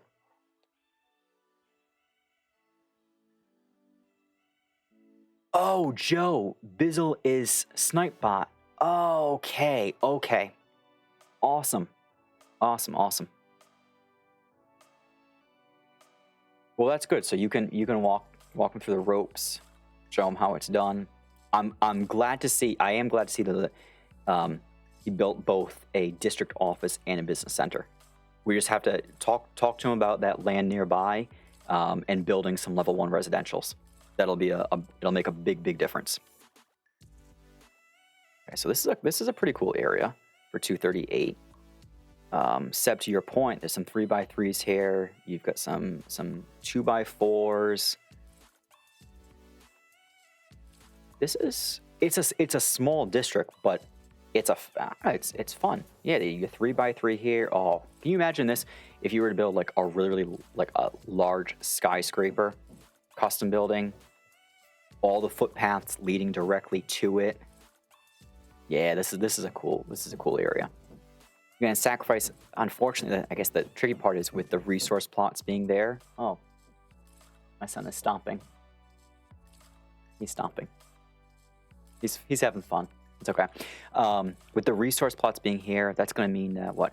1, 2, 3, 4, 5. Essentially, everything down to about over here in this range is all going to be prime for industrial because of the proximity to energy. But yeah, that'd be a beautiful spot for some from custom development.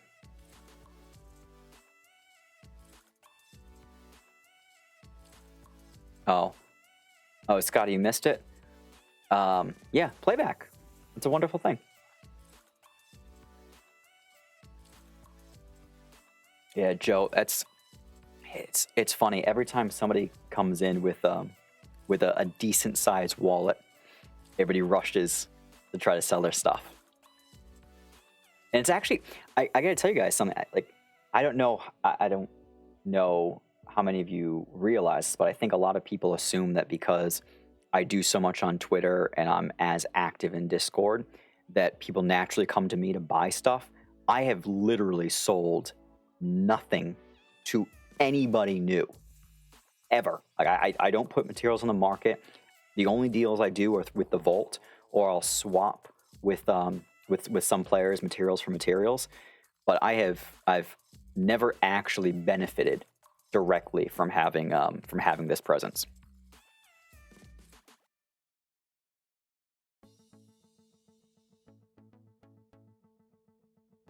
Well, Scotty, the great thing, so the cool thing right now on the Tron side, like what's great about the Ethereum side right now is Mega has some really, really awesome room to run. And especially with Ethereum kind of doing this little dance, when Ethereum dumps, Mega's not dumping. Mega's actually holding pretty solid as Ethereum comes down, which is really good because in the past it wasn't. When Ethereum came down, Mega came down too, but Mega's been holding pretty steady. It's just not going up with Ethereum, which we've talked about that in the past. I actually think we should probably do one stream specifically to talk about Mega because there's a lot to unpack and discuss there. But Ethereum has a ton of room to run if Mega goes. And then on the Tron side, now you get districts opening up again. And the fact that those districts are opening up, now somebody like you, Scotty, where a month ago, you coming in, if you wanted a plot of land, you weren't going to find anything for cheaper than 1,000 Tron. And if you wanted land, like in my district in 214, you're hardly going to find anything below like 3 or 4,000 Tron. And if it is below 3 or 4,000 Tron, it's probably not in a site that's ready for a mega. It's probably going to be more of a one-off site. With these districts opening up now, there is obviously that it's a little tricky because it's going to draw attention away from the existing districts, but it's opening the door to a whole new wave of players coming in an affordable manner. And the great thing is when somebody comes in and buys a plot for 300 Tron and builds a building, what they need to recoup in order to have a solid return on their investment financially is a lot less than when somebody comes in and buys a plot of land for 5,000 Tron and builds something. So all these new folks who are coming in, as long as they're being smart and they're not overextending themselves and they're taking more of a bootstrap approach, they're going to be in really, really good position because the price of Mega on Tron is so low.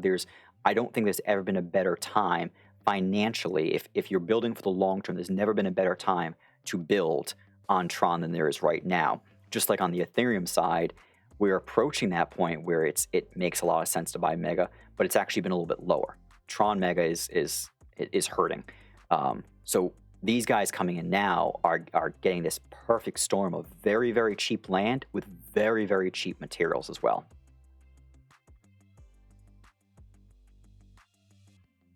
Thank you, Joe. I appreciate it. I try.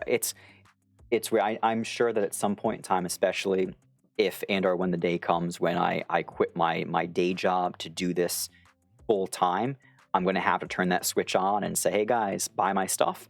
But until then, like I think it erodes my credibility if I'm out marketing my own stuff. I'm not comfortable there. I'm more than happy to reap the rewards indirectly if somebody sees me and comes to me and says, hey, I'd love to buy something. But until then, I'll just I'll produce my own stuff and go on my merry way. Yeah, Scotty, that 19, I mean, in that case, because you're buying it, I think you bought it more for world versus for industrial or production. It's a different case. Oh, I'll call it one thing. So if there's anybody here, I know Seb, you're here, Scotty, anybody who owns land in 214, I will tell you that I'm going to, at some point in the near future, going to become shameless in my promotion of District 214. I would love to do some very specific streams for the 214 community. So that is a place where I will cross that line, and I'll make sure that 214 is consistently on video and on stream.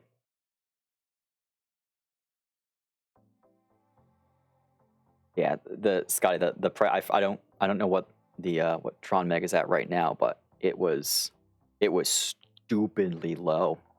And it was perfect time for me. I'm loving it because I get to build that subway, and the materials are it just requires so many materials. It's perfect because it makes things a lot cheaper. Yeah, I appreciate it. So you do a phenomenal job. I see there's so many people on Twitter now. It's funny because I think when we first started our push, like that grassroots community effort on Twitter, I think a lot of people questioned like whether or not it was going to be impactful. But the whole point of it is we're starting to reap what we sowed for the last year, because now we have new players coming in, and all of these accounts that we have where we've been sharing screenshots and experience and gameplay, we've got literally thousands upon thousands of tweets about MCP, about World, about Mega. So now as new players come in and they search for MegaCryptoPolis on Twitter, they're not finding nothing. They're finding thousands of tweets that we've shared over the last year. And I think that's going to make a massive difference for us in the long term.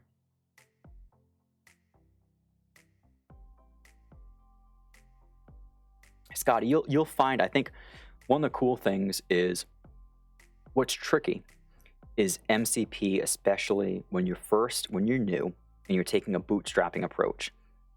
You don't have a lot of stuff you can share consistently because you're probably collecting something once every 7 days.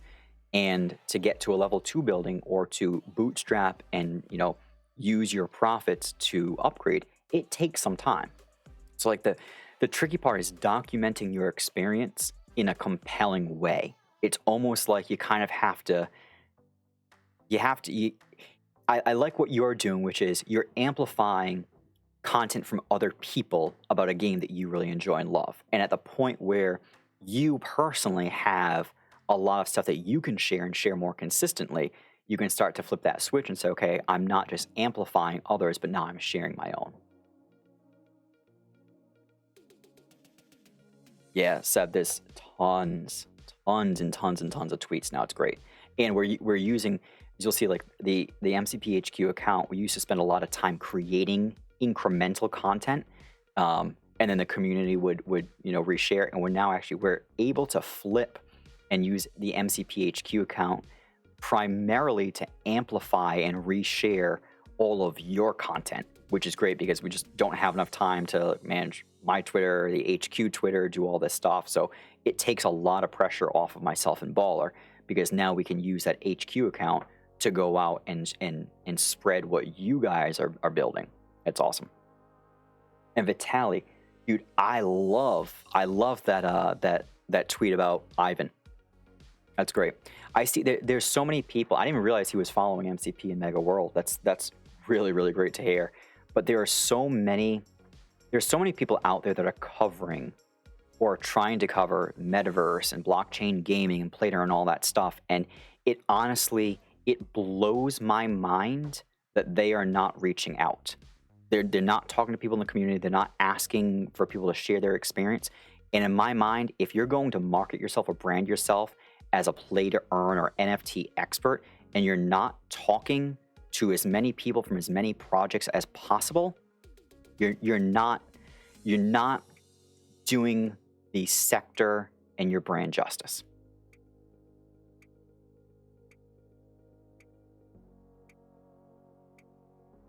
But yeah, I would love that. If there's anybody, I think Eric pushed a couple weeks back. Voss Coin had something where he put out like, hey, who should we bring onto the show and what should we talk about next? And Eric tweeted at him, and I think we had like 50 or 60 likes and like 20 or 30 retweets on that one. Vitali, yours had a crap ton of likes. Like we're starting to get into that place where there's enough people now on Twitter supporting MCP that we do have some power in numbers. So if there's anybody that is ever looking for somebody from the MCP community to come on and talk about the game or anything like that, you guys can, for the most part, feel free to volunteer, myself or Baller, and I'm sure one of us would love to join.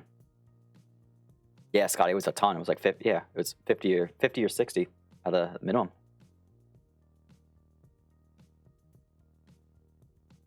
Yeah, Joe, you got a lot going on. You get a pass. You get a pass. It's okay. If I was involved in as many projects and as large a community as you are, I wouldn't have time for anything. I don't know how you do it. So yeah, so at 238, I was initially, when I first saw the size, I was a little sour on it. I like this. I think that somebody who's coming in, I should caveat this.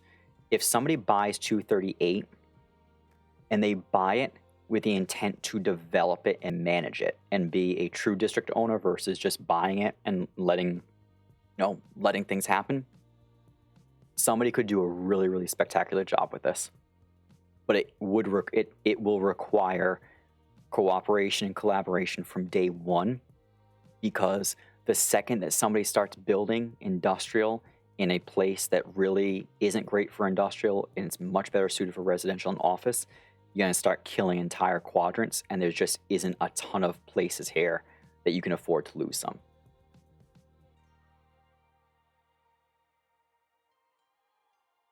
MCP really is a full-time job, Joe. It's actually, it's frustrating because as of late, I used to be able to have a lot more time between like just wrapping up my day job and have more time for more stuff MCP, and lately it's been nuts. I can't wait for the day that I'm able to not have to do anything other than MCP stuff full time. I don't even want to get involved in other projects, because the second I get involved in another project, it draws my attention away from this. I want to be focused.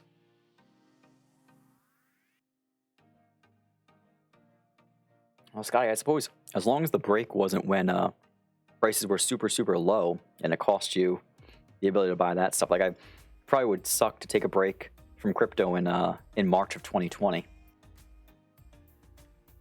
That was everything else happening in the world. The silver lining was cheap crypto capital. I remember as the price started climbing up to like $300, $400, $500 per Ethereum, I was just like, no way, I'm not buying more. I'm not paying this much for Ethereum. And here we are at 4,500. And in hindsight, I suppose I could have been slightly less risk adverse and just bought more.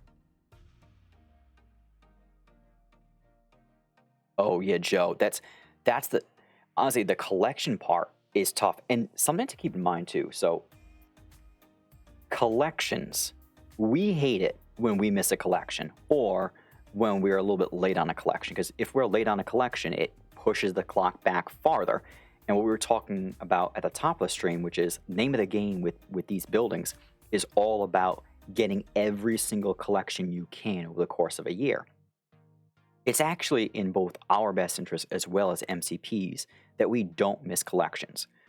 So I'm curious to see what they potentially come up with in the future that will allow players to collect. And that was one of the reasons why when we're talking about the scholarship model a week or so back, that was the true unlock, is that since you have citizens, you would allow scholars to come in and use your citizens, and they would be collecting from all your buildings on your behalf, and you would never have time slippage.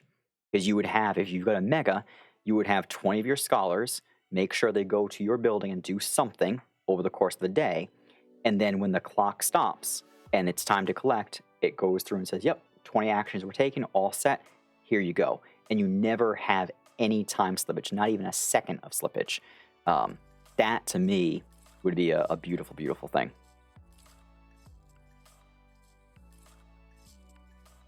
It's got a short-term sole purpose to collect only, so opportunity cost, so they can't do anything else, but you can collect on time.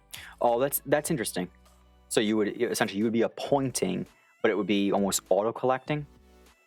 And we've talked about something similar too, which is like, hey, like, can I just, similar to how a POI, you deposit energy and water to power it, can I just do the same thing with my buildings? Like, can you let me deposit the energy and the water that I'm going to need for a 1 month period into my industrial building, and also let me deposit the Ethereum or the Tron needed to collect, and then have it auto collect, send the materials to my in-game inventory, or even collect them, pack them, send them to my inventory. I still have to unpack them. One of those, like, there has to be a solution there that would not break the game and make sense not just for the players, but also for MCP, because every time we miss a collection, they miss revenue. It's in no one's best interest for collections to be missed.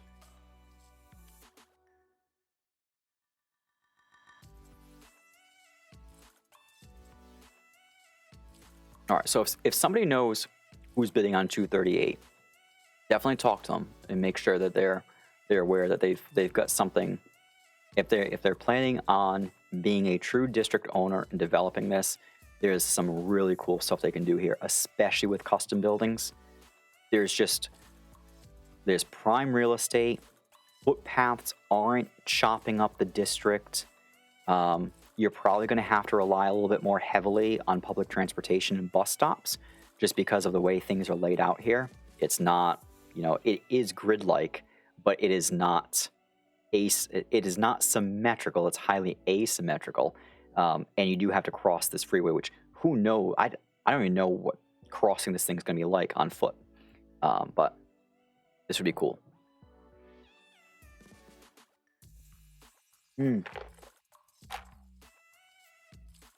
Yeah, Joe, there's a lot that MCP could tweak or introduce to remove some of the friction and overall, I think, UX challenges with collections. Because I know myself personally, every day I collect on the Ethereum side, I have nothing but megas. I don't have anything else. On the Ethereum side, over the course of a week, I probably miss my collections by about an hour. So every week, my collection time falls back another 7 hours. And every like 2 to 3 weeks, I actually have to skip an entire day or like 12 to 15 hours just to get it back in a window in a period of time that I can normally collect. So once that collection time starts to bleed into like midnight, 1 o'clock in the morning, I'm like, I'm not staying awake to collect. I'll just collect in the morning. And then I lose another 7 or 8, 9 hours. And then if I wake up in the morning and something happens and I'm running around or I got to get to work and I forget and I don't collect again until 2 or 3 o'clock in the afternoon, 5 o'clock, 6 o'clock in the evening, I'm literally losing entire days every month. And that's a tricky one. Oh, Calflow, thank you for the follow too, by the way. I appreciate it.